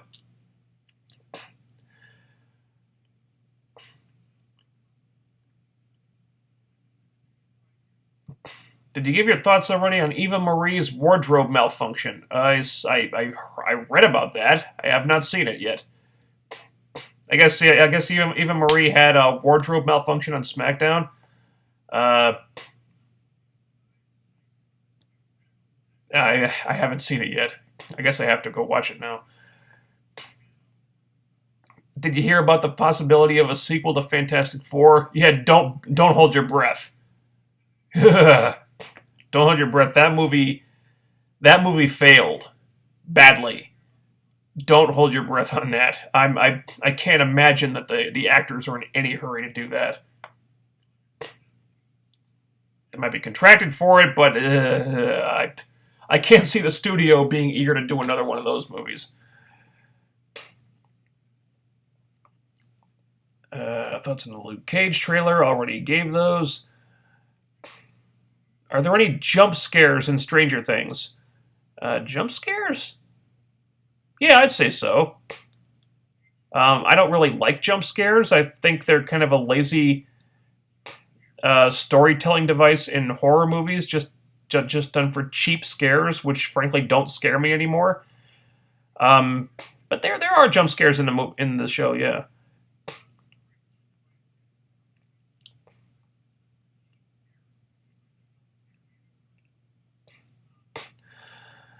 Let's see.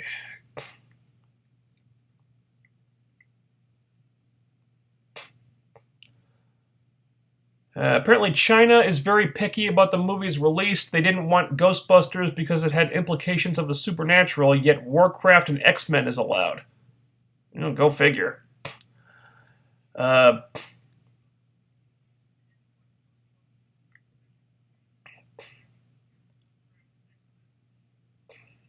What about Aron Rex versus Rockstar Spud? I miss Spud. I miss Spud too, goddammit.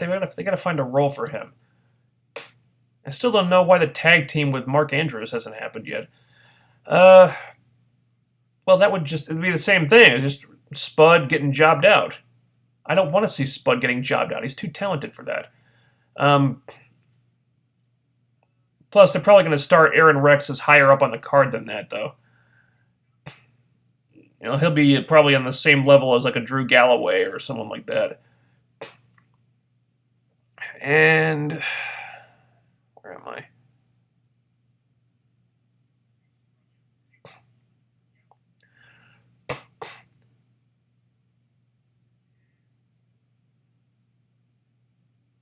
Sausage Party made 36 million, so it's a success so far. Was that just an opening day? They wouldn't have the weekend. Well, they'd have weekend estimates probably by now. They wouldn't have weekend full weekend tally though. Yeah, so Sausage Party made 36 million. So they've already like doubled their production budget. So they're gonna make money with that one.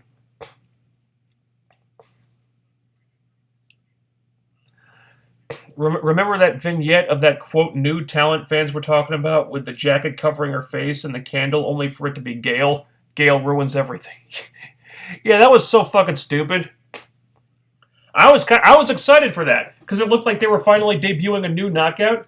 And I figured it couldn't possibly be Gail because Gail had only been out selling the injury for a couple of weeks, and there'd be no point in bringing her back with all these video packages of some mysterious, ass kicking woman.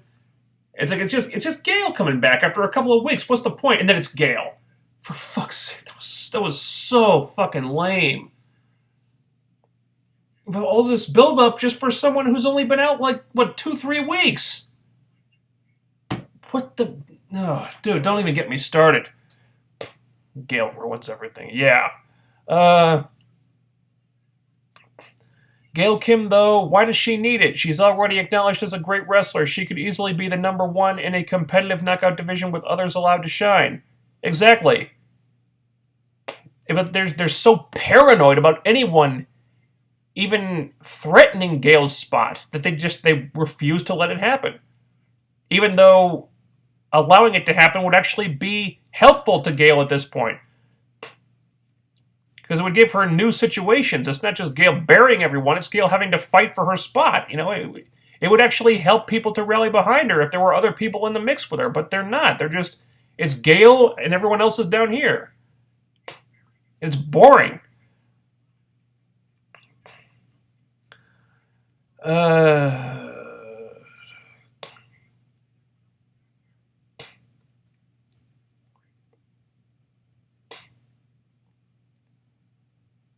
Eva's doing a thing where she's consistently being booked into matches against Becky Lynch, but it's ducking it every time. First she had an injury excuse, and now it's the wardrobe malfunction. Oh, great. So, I bet that the first time they actually have a match, Eva will win, right? Oh, fucking Christ. That'd be the kind of thing WWE would do. Thoughts on Kenny Baker passing away? Oh, yeah, the guy who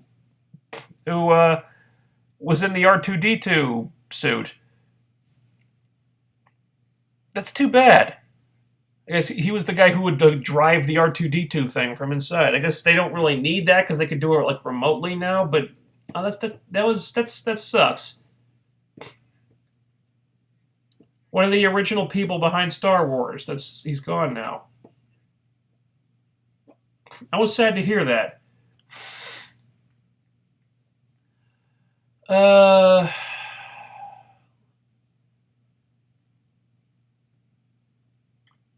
Gale fans love the booking of Gale, yet are complaining about the division not being as good. That's because Gale is defeating everybody, you idiot Gale Marks. Mm-hmm.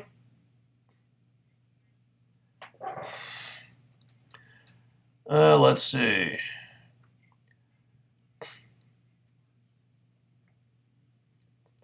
If EC3 loses every week to everybody, it makes him look bad, right? That's what the entire knockout division looks like when they all lose to Gale. They look bad. Yeah. Okay, Sausage Party made around 15-20 million on opening weekend. You know what? Let's just check Box Office Mojo. I had to get an accurate figure on that just for shits and giggles.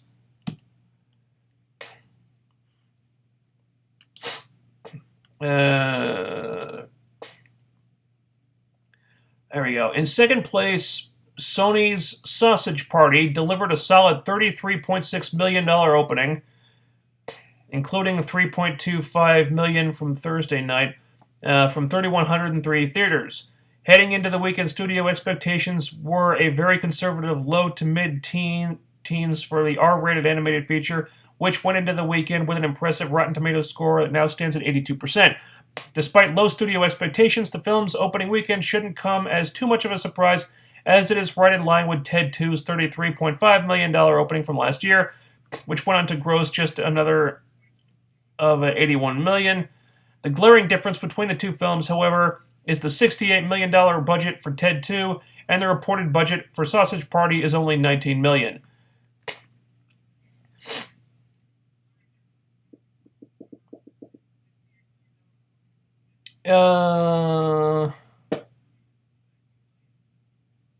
Okay, so I guess that's like an estimate for the weekend. So, $33.6 million. For a $19 million budget, that's pretty good.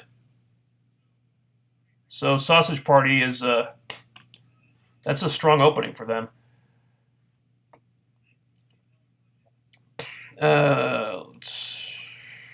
Would you have preferred that Heyman was running TNA rather than what Hogan did? Wouldn't you? Would I have preferred Paul Heyman was running things? Fuck yeah. Couldn't have been worse than what Hogan did.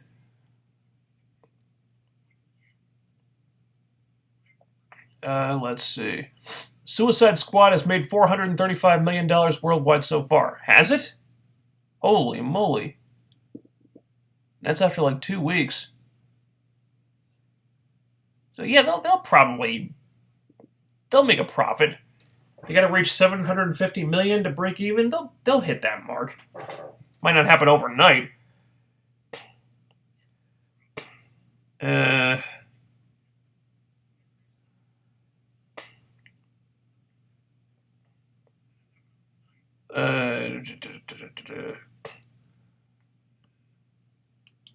Okay.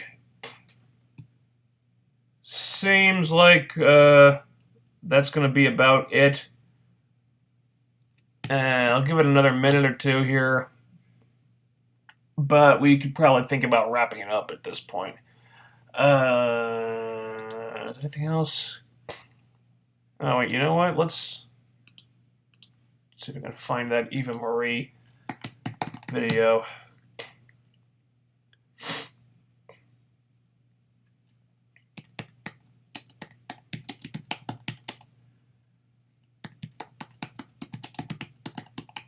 Can't play it here because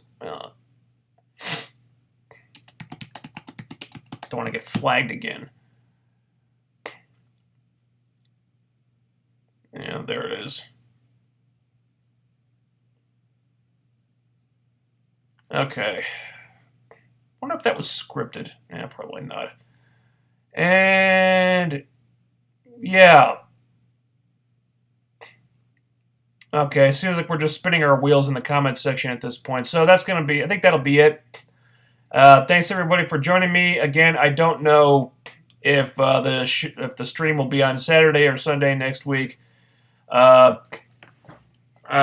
I may have to work again, and I don't always know that far in advance. But we'll see. Again, if we have to push it to Sunday again, there will be an announcement on my Twitter. So follow me on Twitter. I'm at TheRealFK9 for updates on that. And I will talk to you guys next week. Later.